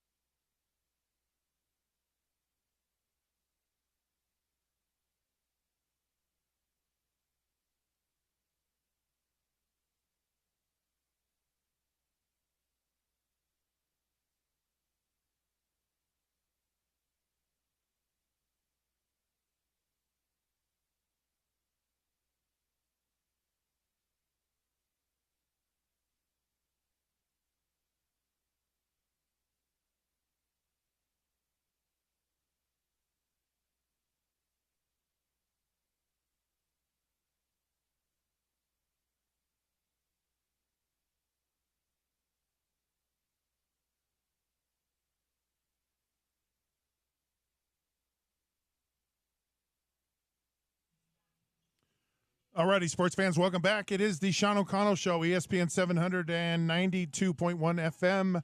I'm Scott Mitchell, filling in for Sean, who's off watching people beat each other up. Joining the program right now is none other than Lee Sterling from Paramount Sports. Lee, welcome back to the show. How you doing today? Dolphins had a tough one. Yeah, that, and I mean, Bills own us, it seems like, of like 12 out of 13, and on top of that, 2 injuries, tough to watch it. I mean, that was not even a big hit. Yeah, I know it's strange.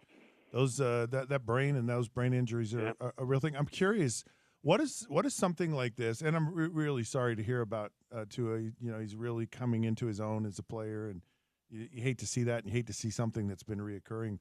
But what kind of impact does that have on bets and kind of your business? Oh, I mean, they were probably going to be I would say Seattle would have been probably a 1-point favorite or a pick 'em. I would expect Seattle's going to be a 6 or 7 point favorite. Maybe even more. Maybe even 7.5. I mean, Skylar Thompson is a backup, and I just don't think he's a guy that, that can get them to the playoffs. I think the ceiling, even if they, let's say, went for Ryan Tannehill, is probably 7 to 8 games. And, you're kind of caught in between at that point. You've been on some teams where you're in that situation, and it might be better for them just to play it out and go with Skylar, or, they'd probably be better off bringing in someone like Ryan Tannehill and letting the two of them see who's better. But the problem is they're going to need, even if Tua comes back, let's say he's out, I'm hearing now maybe 6 to 8 weeks minimum. That means your ceiling on the season is not anything more than 7 to 8 games. You're going to have to draft a quarterback in the first round next year. Wow. So, I mean, we could be looking at a total rebuild.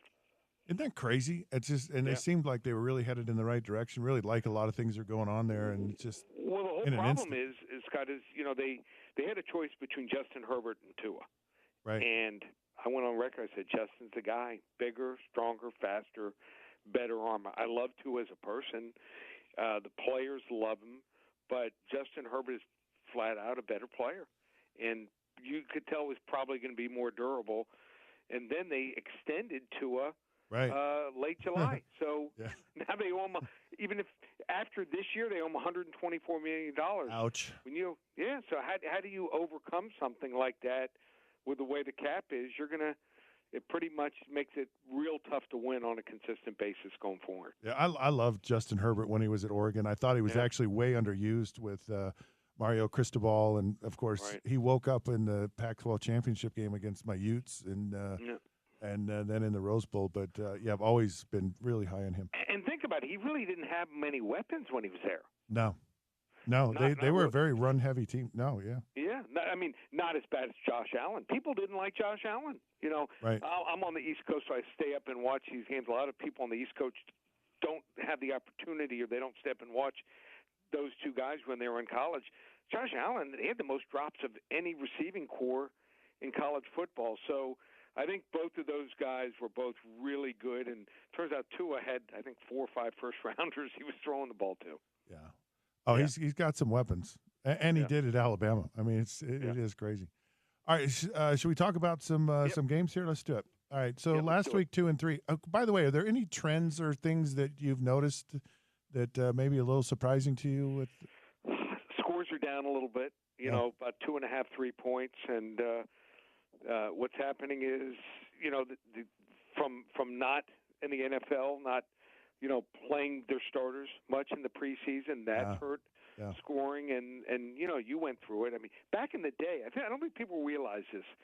So the Dolphins, when they went 17-0, they went 0-6 in preseason. But they did play their starters a lot. Right. I mean, they would go the 3rd and 4th or 4th and 5th game, starters would usually play 3 quarters. So interesting. And then also with the rules and the clock and things like that, the last year or two, it's hurt scoring. Yeah, I've seen the game. I had coaches that could care less about the preseason, and then other coaches like, this is a Super Bowl, and we got to win every game. So interesting. All right, Kansas State versus Arizona. So these two are really good games we're going to discuss first tonight. I mean, they're there because of TV. The Big 12 has said, we got to put some good games on. And this is I think this is a game that comes down to the end. Avery Johnson for Kansas State, really good running quarterback. He's got to improve his passing.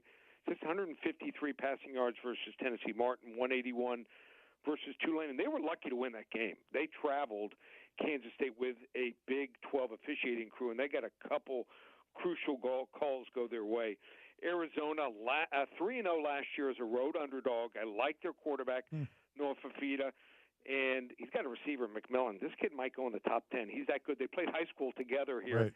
So, like I said, it's got the feel of a one-possession game here, but Kansas State's a tough place to play here. I'll say Kansas State wins 38-34, but I'll take the 7.5 points. Okay. Yep. Kansas, UNLV. So not often, maybe less than 10% of the time, will Kansas's defense hold an opponent to less than 270 yards and you lose a game. Jalen Daniels, 3 interceptions. 2 of them were just bad decisions here. Illinois greased the skids, no points. They were able to hold this Kansas defense to the last 20 minutes. UNLV's only had 308 total yards in their 27-7 opening win versus Houston, which was a team that was really disorganized, new coaching staff. So I expect Jalen Daniels, who's, he's looking to grasp a new offensive coordinator, Jeff Grimes' system here. I think he's going to start progressing. I'm not so high on UNLV quarterback Matt Sluka, who comes over from Holy Cross, to be able to beat Power 5 defenses, especially on the road. I like Kansas State here, 30-20. Also, maybe look to the under. Under 58 might be a little too high. BYU, Wyoming. BYU, the Cougars, stay on the road. Hard-fought victory last week at SMU. They're helped out by SMU, no quarterback, but Wyoming may be worse. They have passed for 204 yards in 2 games and rushed for even fewer yards. They lost to Idaho at home last week. Not much talent offensively or defensively. Just shows you how well they were coached before this year. So it's going to be tough for them. BYU, they're a quarterback away. If they can find a quarterback, Jake Retzlaff is mediocre. They're going to need to find a guy if they want to go to the next tier, but Wyoming just not good unless it's real bad weather. I like BYU. I think they win and cover 27-13. Do you think BYU has a guy in their program now that's a quarterback, or are they going to have to go get one? I think they're going to have to get one. Yeah. Bohannon, he's a senior.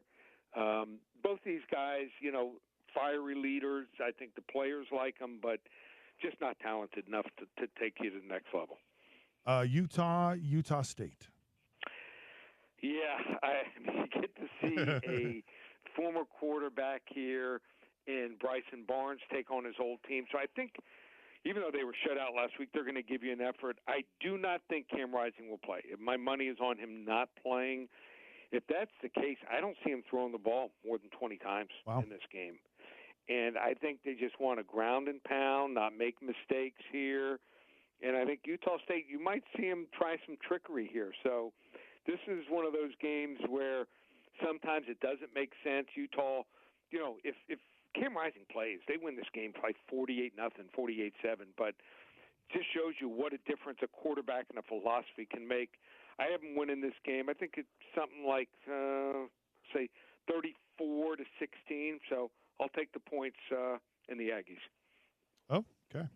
All right, and our free play, Baltimore, Las Vegas. Yep. So big game here for both teams sitting at 0-1. So anyone wants to get this game, all they need to do is be one of the first 5 callers. That much on the line here. 800-400-9741. First 5 callers are going to get Baltimore and Vegas on me. And setting up, it's going to be a nice weekend. We've got what we call our underdog shocker, a game that underdog of more than a field goal we feel will win the game easy outright. You want to get 3 weeks, $397 of our phone service, where you get 9 to 12, 9 to 13 games a week. And the USC, first ever card in the Sphere going on Saturday night with Sugar, Sean O'Malley. 5 selections, $57. One place, ParamountSports.com. All right. great stuff. Always a pleasure to talk to you, and I feel smarter every time I talk to you. So appreciate well, it. I'm glad, and hopefully we can turn it around. Had on the free games went 2-3. Hopefully we have a winning record, and everyone wins more bets than loses. Hey, I'm betting on you to turn it around. Scott. All right, take care. Okay, bye. There he is, Lee Sterling, Paramount Sports. Go check him out if you're so inclined. This is the Sean O'Connell. It's ESPN's Sean O'Connell Show, ESPN 700 and 92.1 FM, Utah's #1 sports talk. We will come around the corner with Alex Markham with Ute Nation. He's Ute beat writer and, of course, the publisher of Ute Nation. So love to talk Utes. Going to do it around the corner. So don't go anywhere. Stick around.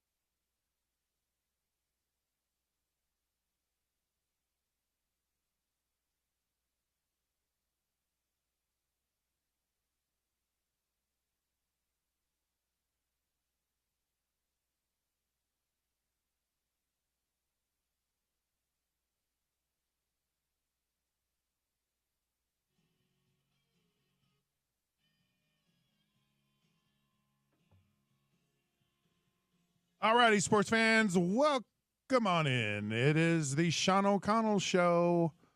I am not Sean O'Connell. I am Scott Mitchell. I'm filling in for Sean, who's in England, I guess. He's sipping tea with his pinky off of the cup, and he's watching people beat each other up. And they do it for a living. It's a very popular thing these days. This is ESPN 700 and 92.1 FM, Utah's #1 sports talk. This segment of the show, which is a Utes Insider segment, is brought to you by Metro Elevator. Do you live or work in a building with an elevator that just doesn't seem to cooperate and you just loves to inconvenience you on a regular basis? Do your property or building manager a favor and tell them to call Metro Elevator, Utah's preferred vertical transportation expert. 801-946-7003. That's 801-946-7003. Okay, folks, joining us right now is none other than Alex Markham, who's the publisher of Ute Nation. He's Utes beat writer and recruiting insider. Alex, it's Friday the 13th. How are you doing today, and welcome to the show? Scott, I'm good, man. Thanks for having me on. How are you? Oh, man, I'm living the dream. It's always fun to talk sports, especially on a Friday in the fall because it's football season, and it's always a fun thing. Of course, the Utes are going to Logan. Not sure who scheduled that one, but nonetheless, they're headed to Logan. Well, the first thing I want to ask you, is there something on your mind? Like you just, it wakes you up in the morning, it's putting you to bed at night. It's that one thing. If there's one thing that's going on about the Utes right now in your head, what is it? I mean, it's an obvious one right now, right? With everything going on with Cam. I mean, I do know, and granted, I mean, people have been through this last year, but it's not something severe. So that's a positive, right? But the sooner they have him back, whether it's this week, whether it's next, the better off they are. I mean, Isaac's more than capable, but I mean, everybody sees just the difference that Cam makes, and that's make or break when it comes to what this team's able to do. And so that's definitely a key thing. I mean, I can rattle off more, but I mean, that's the big elephant in the room right now.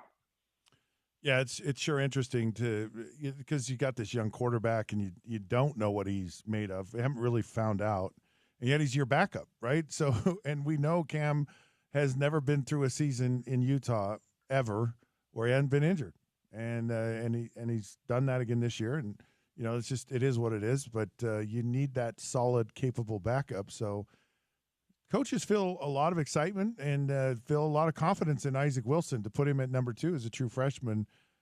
I think they've got to unleash him a little bit and see what he can do. What's a good day for this Utah football team in Logan? I mean, what do we need to see? What's the final preparation that needs to happen going into conference play? The final preparation going into conference play.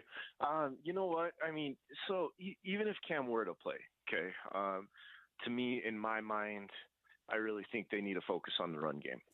Get something consistent going on, right? And because when Cam's in, that passing game is smooth. But the more that they can get that ironed out and get that pecking order established. I mean, Mekhi Bernard's been great, but and obviously Deshaun Stanley's had some very unique plays that have been special, and Mike Mitchell is showing a lot. But I think it's really one of those where focus on the run game this Saturday. Mixing in the pass here and there, whether it's Rising, whether it's Wilson.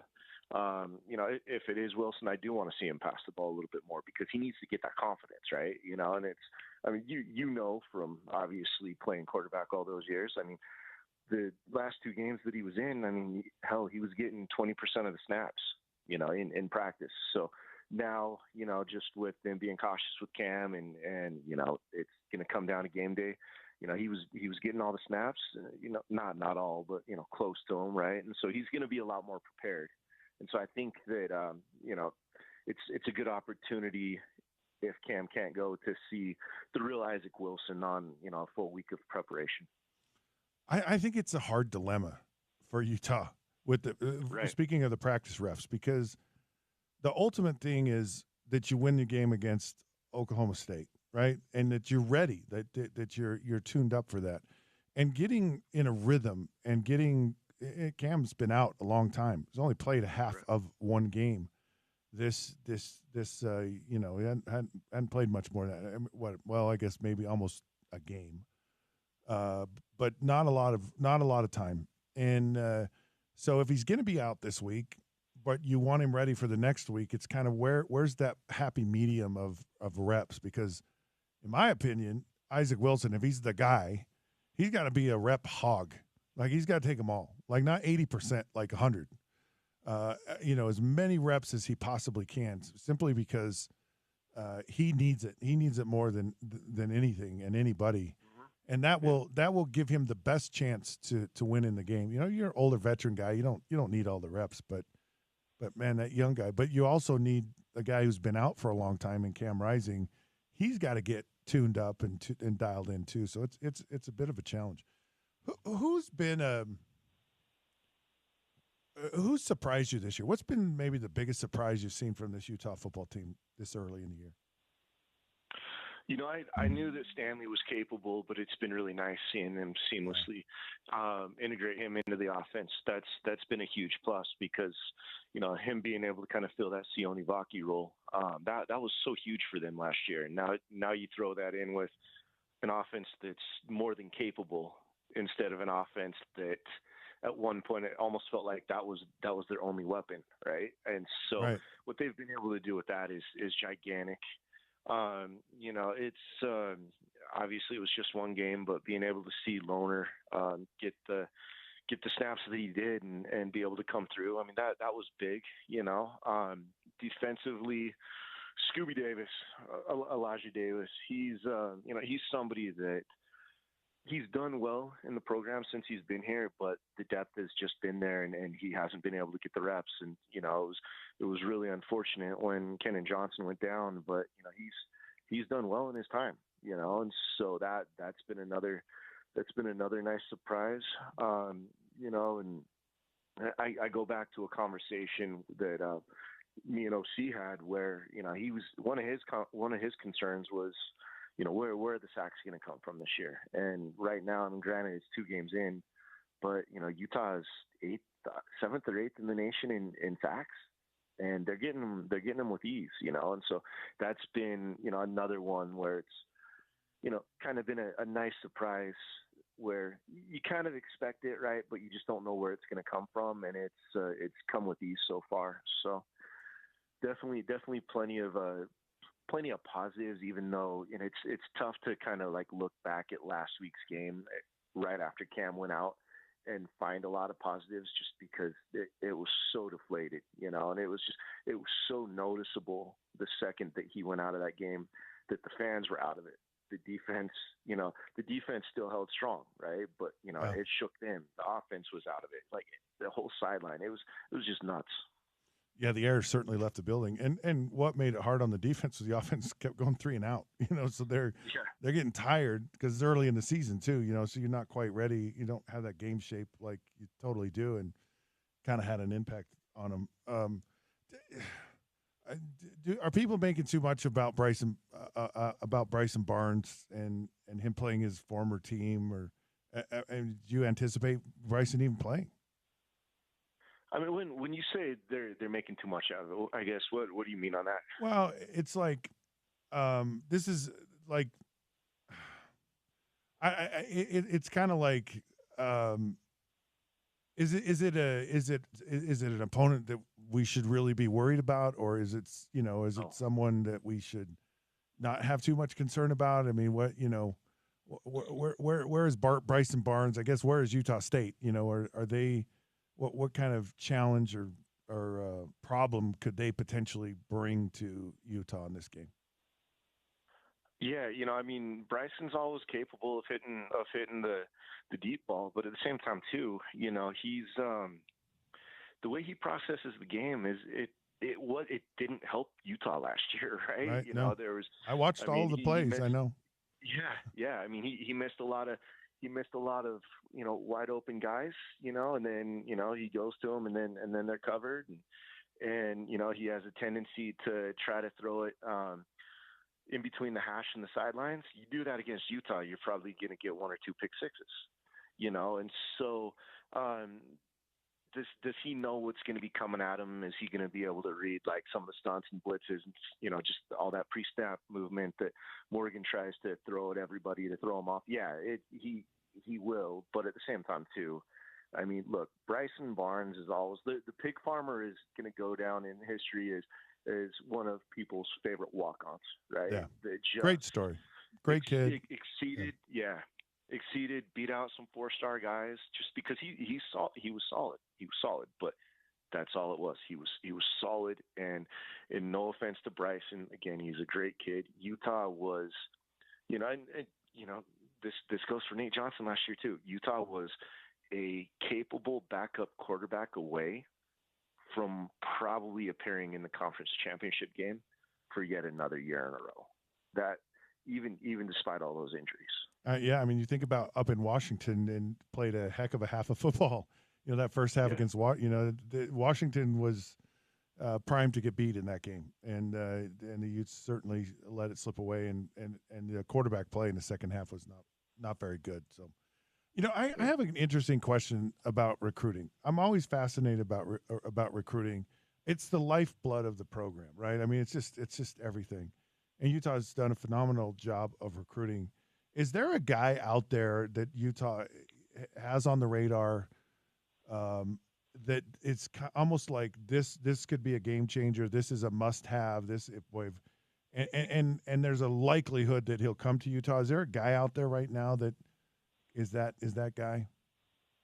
It's really unique right now because everybody that had taken the official visits over the summer period.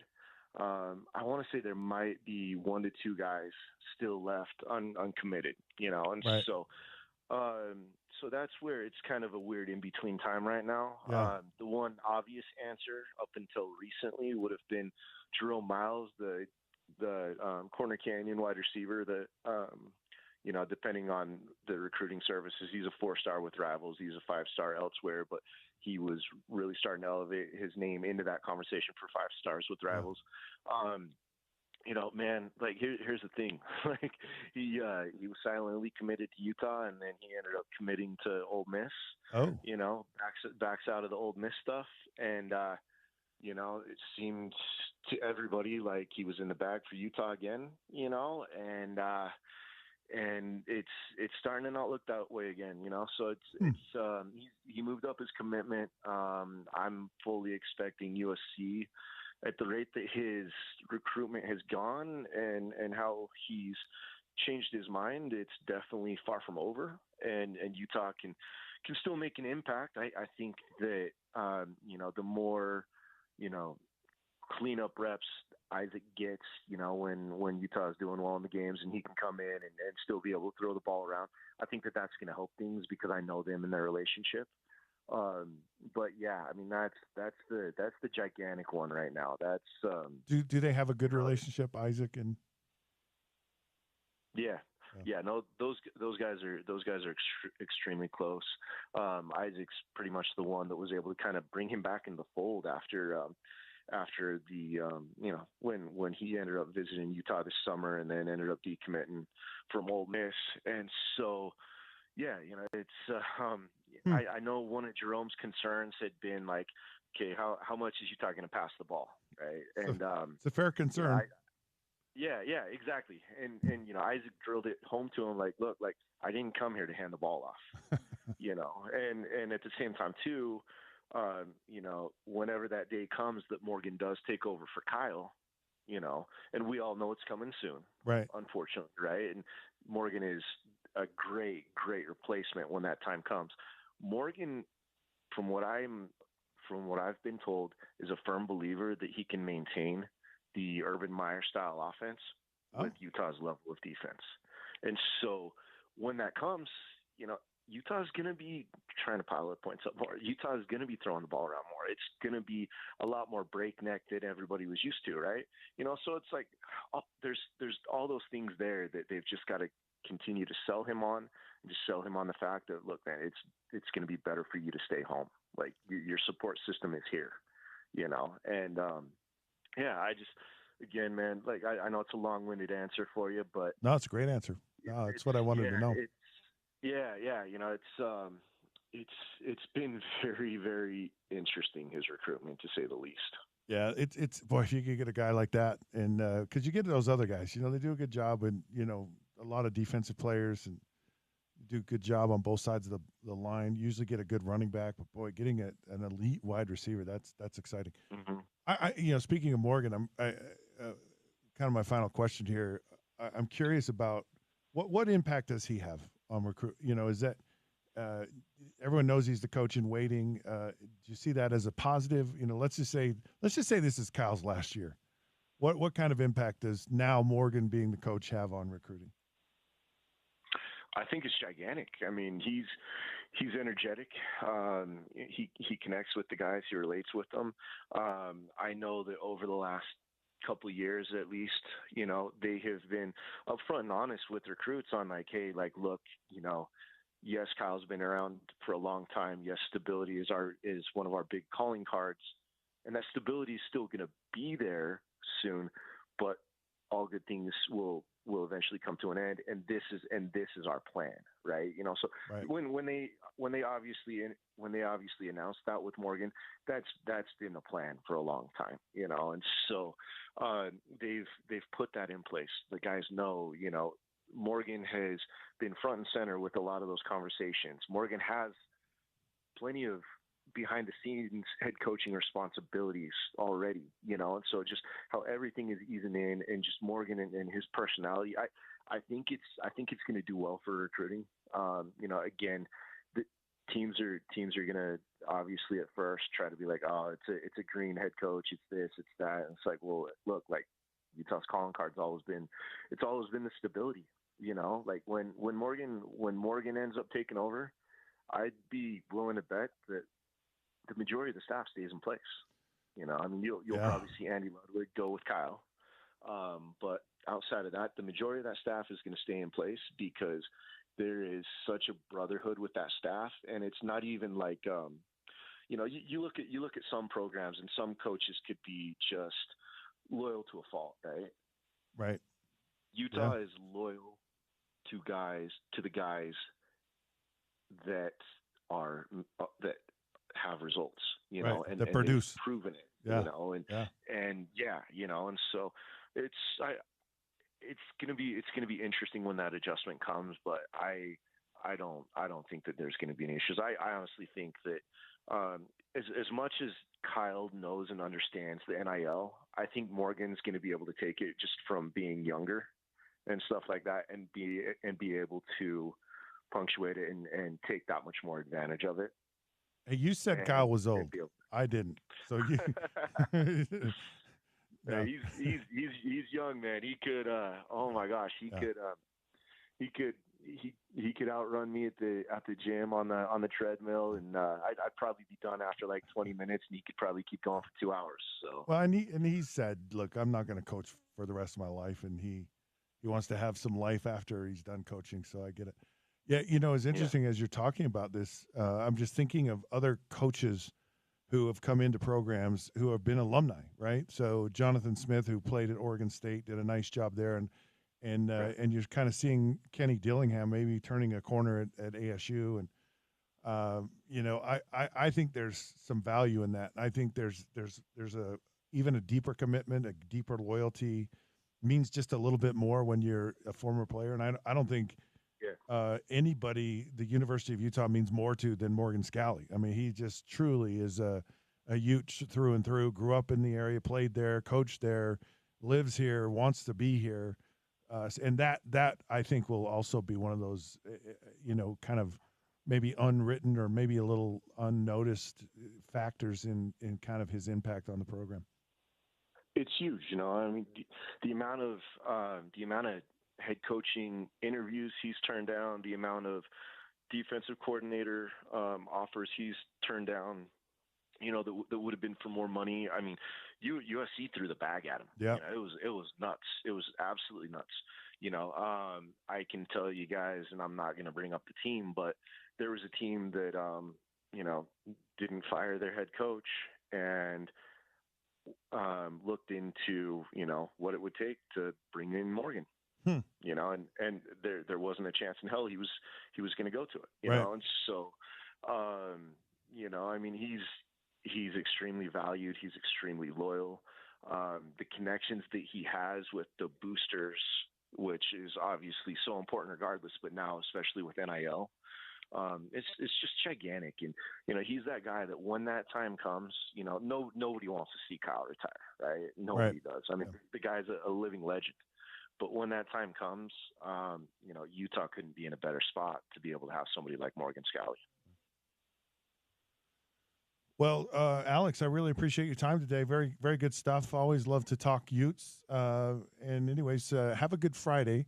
Remember, it's the 13th, so please don't step on a crack on the sidewalk. Watch out for those black cats. Kind of maneuver your way through this day, and you'll get through it, I promise. There you go, man. Yeah, you're about the fifth person that's reminding me that it's Friday the 13th today because I'm a bit of a superstitious person. So yeah, I'm right there with you, so we'll get through this. Hey, I appreciate you. Thanks for having me on. You got it. Been a pleasure. All right, there you go. Alex Markham, publisher of Ute Nation. This is the Sean O'Connell Show on ESPN 792.1 FM. And around the corner, I'm going to give my preview of the Utes and the Aggies as the show rolls on. But for now, we're going to take a little break. But don't turn that dial. We'll be back in just a minute.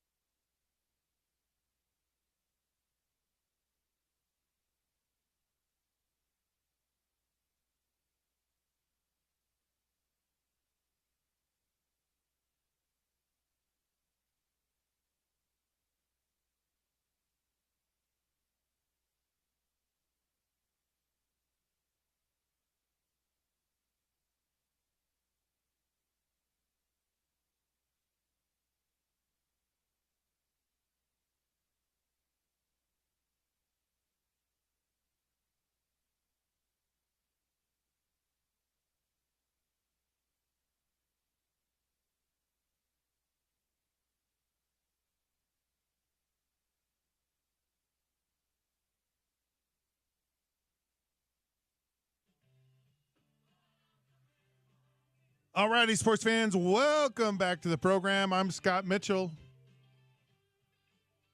I am filling in for Sean. This is the Sean O'Connell Show on ESPN 792.1 FM. Your Utah's number one sports talk. Love to say that. For a lot of personal reasons I'm not going to get into, and I will not divulge. I'll just say that. It's Football Friday. It's Friday the 13th. We're having a great time. We actually have a poll up. We have a couple of polls. We have one about the upset game of the week in the Big 12. 4 choices: Rice, Houston, Baylor, Air Force, Colorado, Colorado State, BYU, Wyoming. Do we have any results, James? Pulling those up right now, Scott. Let's see.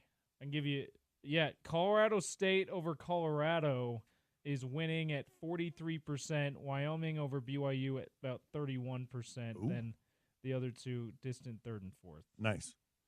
Yeah, it's kind of about right. We decided that Colorado is the Real Housewives of college football. I love that. It's drama. We love to tune into the train wreck that it is. More drama than substance, yes, for sure. Let's see. Looking at some of the we got some write-in votes in the comments. We have now 3 people saying Utah State over Utah. 3 get over Aggies. yourselves. Come on, Aggies. Come on. So we got 3 write-in votes for Utah State over Utah. I'll tell you what I'll do. If I were to guess how it was going to go, for those 3 Scott, people right now, okay, James? I'd say it was going this way. Yeah. For those 3 people right now, who wrote in, right? No one else right now, but do we have contact information? Do we have contact information for those people? No, this is just a these Twitter guys poll. are on Twitter, so I can give you their Twitter handles. We got Trevor Porath at Trevor_Porath and GV. Well, here's what I would do for those 3 Mapleton people. Mapleton Coug. Oh, That's around your area, isn't it? Yeah. Here's what I'll do. Okay, I will buy those guys lunch. Okay. If the Aggies beat the Utes, no one else, just those 3, because they've piped in. So let's have them. Let's do this. Trevor Porath and GV. That's at GVUDM on Twitter, and Mapleton Coug. If you're listening to the show and you're not just following the poll on Twitter, text us 877-353. Tell us your Mapleton Coug. Tell us your Trevor Porath. Tell us your GV on Twitter. Get their information. And then we'll get that over to Scott, and he's going to buy you lunch. I will buy you lunch. I like that. If the Utes lose on Saturday. Is this the same lunch that this is no? This no, that's with the rivalry game with Jason Buck. Separate lunch. Jason will be buying my lunch in a couple of months. Now, if these guys want to put their money where their mouth is and they want to buy me lunch, okay. But I'm putting my money where my mouth is. I am going to buy them lunch and it's just straight up. Don't give me this point stuff. Okay. All right, it's you win or lose, and we're not. It's not open to anyone else that those might 3 comment. Just GV, Trevor Porath, and because I have 400 people decide all of a sudden to go that way, so we're not going to do that. So if you're listening, those 3 GV, Trevor Porath, Mapleton Coug on Twitter, text us 877-353-0700 and tell us who you are. You're that guy on Twitter who said Utah State would beat Utah, and Scott will get you lunch if the Aggies do pull off the upset. I like it, Scott. Yeah, put my money where my mouth is. By the way, we do have another poll question. The other poll question is, what are the chances that with the revived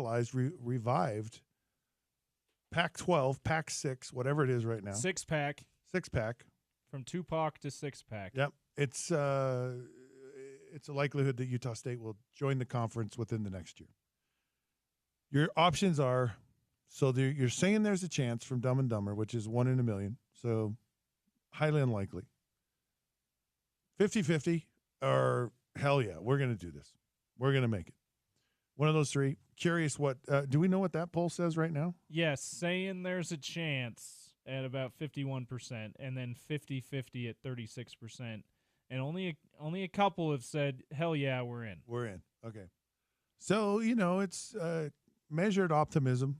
I mean, as long as there's a chance, right? Yeah. We all learned that from Dumb and Dumber. So we know that's the deal. Absolutely. So I get it. Also, states in the name. and that apparently is a requirement exactly. for the new Pac-12. See, they're halfway there, just that they're a state school. So really, you have to have either been a former Pac-12 school like Washington State or Oregon State. You have to have, or you're a former or current Mountain West school, and you have to have state in the name. So that leaves us Utah State. That leaves us Colorado State, right? Are there others in the Mountain West with state that aren't already? Yeah, so you've got UNLV. That really throws it because it's University of Nevada. Yeah, but at Las Vegas. But there's no state in the name. No You're state. Out. Hawaii is no state. There's not a lot. There's Wyoming. No.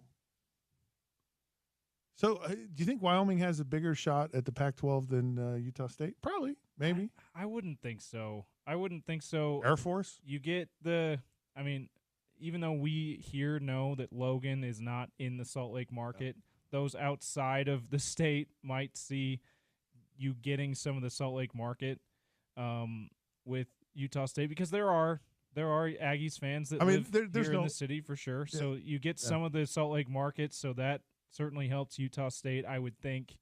And Utah State has been better in athletics than Wyoming has, at least in the two revenue sports, and men's basketball certainly, and and in football, it feels like every other year they're contending for a conference title. But you know, the Pac-12 has to do something. James, Pac-12 is about Olympic sports. That's what this is a conference of champions. We win all the Olympic sports. I don't think they have Olympic sports in Wyoming. Maybe wrestling. Yeah, they probably. And as far as TV markets, I don't even think there is a TV market in Wyoming. Yeah, no. It's probably.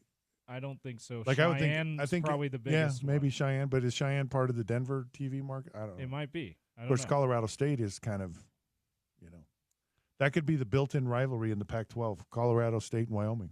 Ooh. Yeah, I don't know about that. No, I do.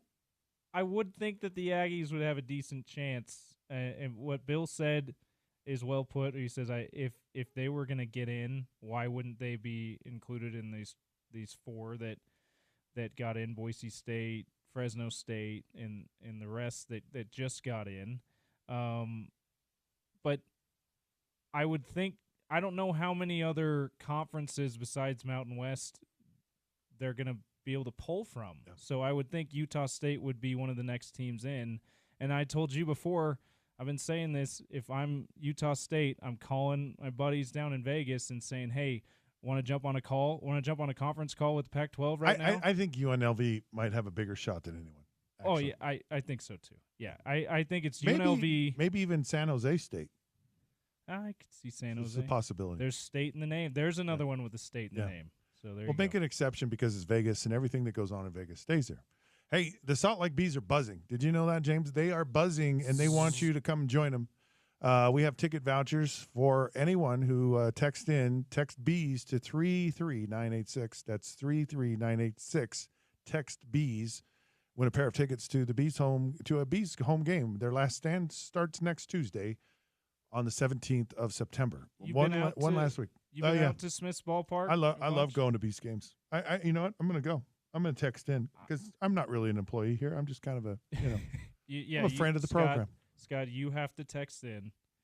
I'm going to. The rest of us might be able to ask for whatever extra ticket vouchers they have. But Scott, please no. We'll get you. We'll hook you up, Scott. Right, don't worry about that. I definitely want to check out one of the last home games at Smith's Ballpark. I'm going next week. Next Tuesday. I'm going. All right, listen. Utah plays at Utah State. I want to give you my preview.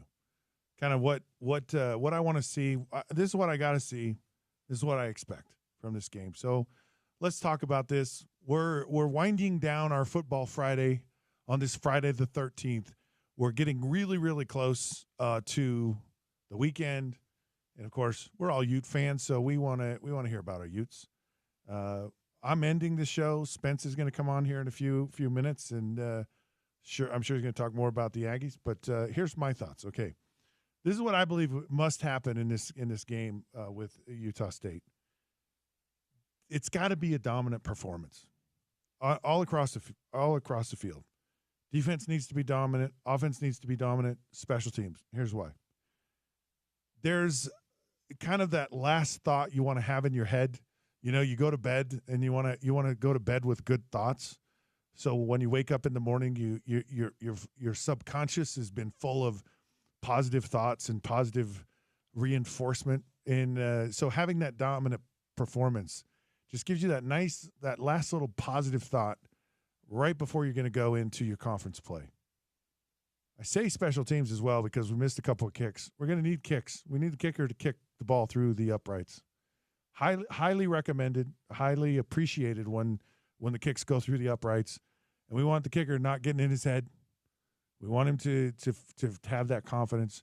I think you're going to see some things from Utah State. They may try to onside. They may try to do reverse. They may try to do all kind of fake punt, all this stuff because they're going to throw the kitchen sink. So got to have a dominant performance across the board. Really, really important. I think in that part of that dominant performance is playing to a standard. Right? You got to play to a standard. The standard of we're buying for our conference championship. We have we have a tremendous respect for the game and who we're playing and how we're playing, and so we play to a standard and not an opponent. Part of how I think Utah does this, got to win on first down. Going to make Isaac Wilson, if he's playing, more than likely he is. You win on first down, it just helps you. You know, it's okay to get a first down on first down. It's okay to get 5, 7, 10 yards on first down. There's no crime against it.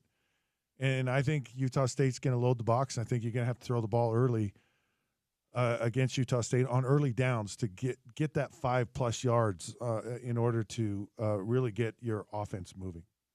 And I think that's, it's so much easier to put your young quarterback in third and shorts on a more consistent basis. You're gonna have much more success. Scott, let me ask you real quick. Please do.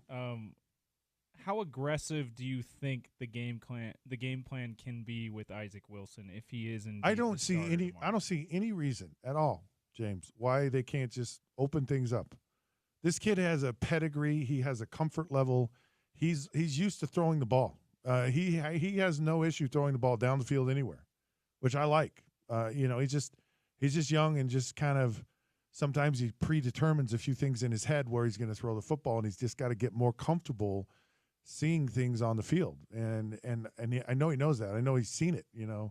He had a wide open guy running down the seam when he threw the touchdown to Caleb Lohner.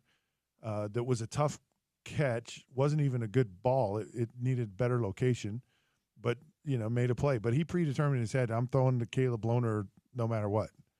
And so you got to see the defense, and that's a really important thing. But which leads to my next point, which is you've got to get these wide receivers involved.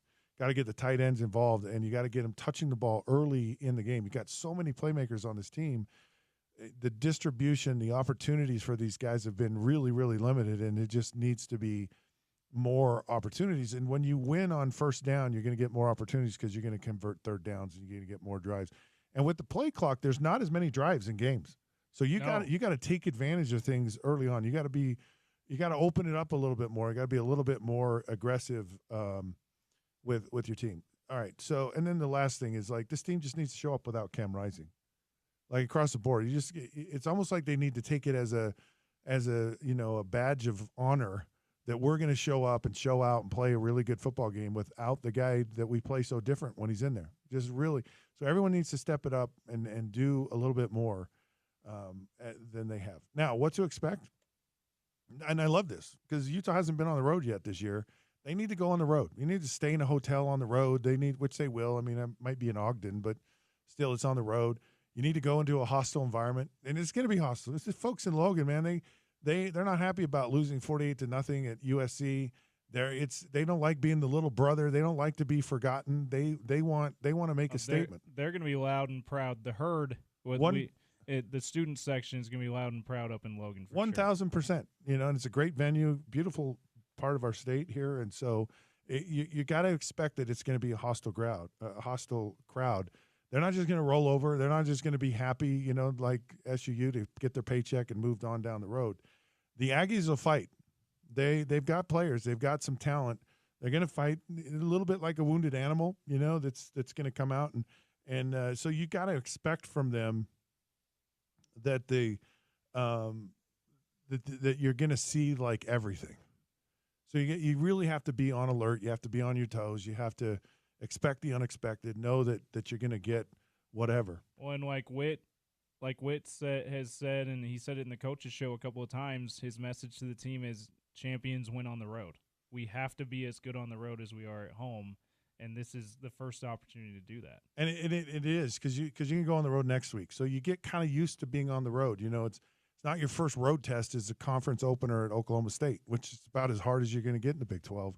And you've been on the road a little bit; you're used to it, so it's not you're used to a hostile crowd a little bit, and that's a good environment to prepare you for that conference opener. Then there are going to be ebbs and flows in any game. Emotions, you know, when Cam went out, there was an ebb, there was a definite change in the vibe of the game, and championship teams learn how to battle through those ebbs and flows of games, and it's really so much of what you do is such a mindset. And so again, the last thing you want to have on your mind is a dominant performance before you go into Big 12 play. I love the opponent. I love where it fits in the non-conference schedule. This will be a great test and a great preparation for Utah, not only for its season opener, but really for the rest of the season. All right, we're going to take a break here. We've got topical trivia on the way back and some final thoughts before we end the show here. This is the Sean O'Connell Show on ESPN 700 and 92.1 FM, Utah's #1 sports leader and your home of the Utes.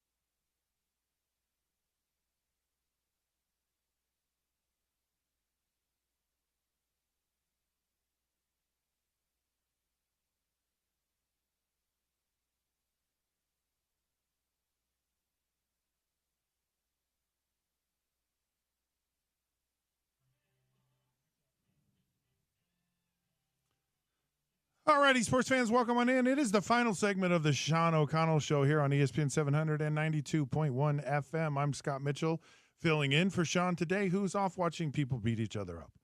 Anyways, this is it. This is the final one. I want to leave us all on a good note. One of the things we do is topical trivia. You win 2 tickets to Pitbull on September 25th at U First Credit Union Amphitheater. The question is this: what was the song that I used to listen to in high school that got me pumped up when I drove from my house to the high school? Text in that song. And we might have played it earlier on the show today. Might have played it earlier on the show. Text in that song, and you get to win 2 Pitbull tickets. Are you a Pitbull guy, Scott? Absolutely not. Oh, okay. Sorry. Well, I know he's popular, or she, or they, or them, or whoever they are. So you're not sure. I don't even know who they are. So That's I know okay. they're a big deal. Utah right? First Credit Union Amphitheater on the 25th. You got it. Yeah, 877-353-0700. First one to tell us what Scott's who it was. Pump-up song was in high school. Hey, our final segment of the show is brought to you by Warner's Ineos Grenadier. Want to elevate your drive? Demo the new Ineos Grenadier today at Warner, located at the corner of 2400 South and 5600 West in West Valley. Browse online at WarnerIneosGrenadier.com. Apparently these are like the Mercedes Sprinter vans. Oh, they're awesome. But they're Warner's version of that, the Ineos Grenadier. Yeah. OC got to drive one around the other day. Yeah. He said he felt like $1 million. All right. Awesome weekend. Let me tell you a few things you want to tune into. Sunday night, of course, Sunday Night Football here on ESPN 700 and 92.1 FM, 6 p.m. The Bears and the Texans. That's a game you do not want to miss. That's and also quarterback matchup for you, Scott. Well, no, it's young quarterback. It's great. You've got Caleb Williams, who's young and up and coming, and then, of course, C.J. Stroud, who I've always thought was a great player. Also at 11 o'clock, you've got the Colts and the Packers. Look, here are some things that I'm excited about really quick before we step out. Here's some games that, man, you got to tune into. Of course, tune into Utah at USU, and pregame starts at, 10:30? 10:30 here on. And then you and Bill and Sly will take over at 12:30 before 12:30? 2:30 kick. Game starts at 2:30. All right, so I'm curious to see Kansas State and Arizona. It's probably one of the marquee games in the country. Going to get an idea of who they are. Here's another couple of games I think are interesting, James. Oregon and Oregon State, Washington State. Ooh, yes. Rivalry games right out, because you got to believe Oregon State, Washington State, just hate those two schools. Hate them for leaving. Already hate them, but hate them even more because they left them high and dry in the old Pac-12. Really, really exciting games. Of course, UCF and TCU. Again, we're gonna, because these could be sleeper schools in the conference. So I want to tune into that. I want to see where they are. Another game I think is interesting is Boston College at Missouri. Ooh, and Boston College might have kind of turned a corner here. They've won some big games so far this year. Is Missouri for real? That's going to be a really good test. That's going to be a great game. And of course, the games we mentioned, there's a couple of really good. I think New Orleans, Dallas in the NFL, Tampa, and Detroit are 2 other games. So Football Friday, it's been a fun day. Get excited. Go watch a high school football game. Go watch a college game. Go watch an NFL game. Whatever you do, go watch football, because football is life. I'm Scott Mitchell. This is the Sean O'Connell Show. You got Spence Checketts up next. Have a great weekend, everyone. It's ESPN 700 and 92.1 FM, Utah's #1 sports talk and your home of the Utes. Have a great weekend. See ya.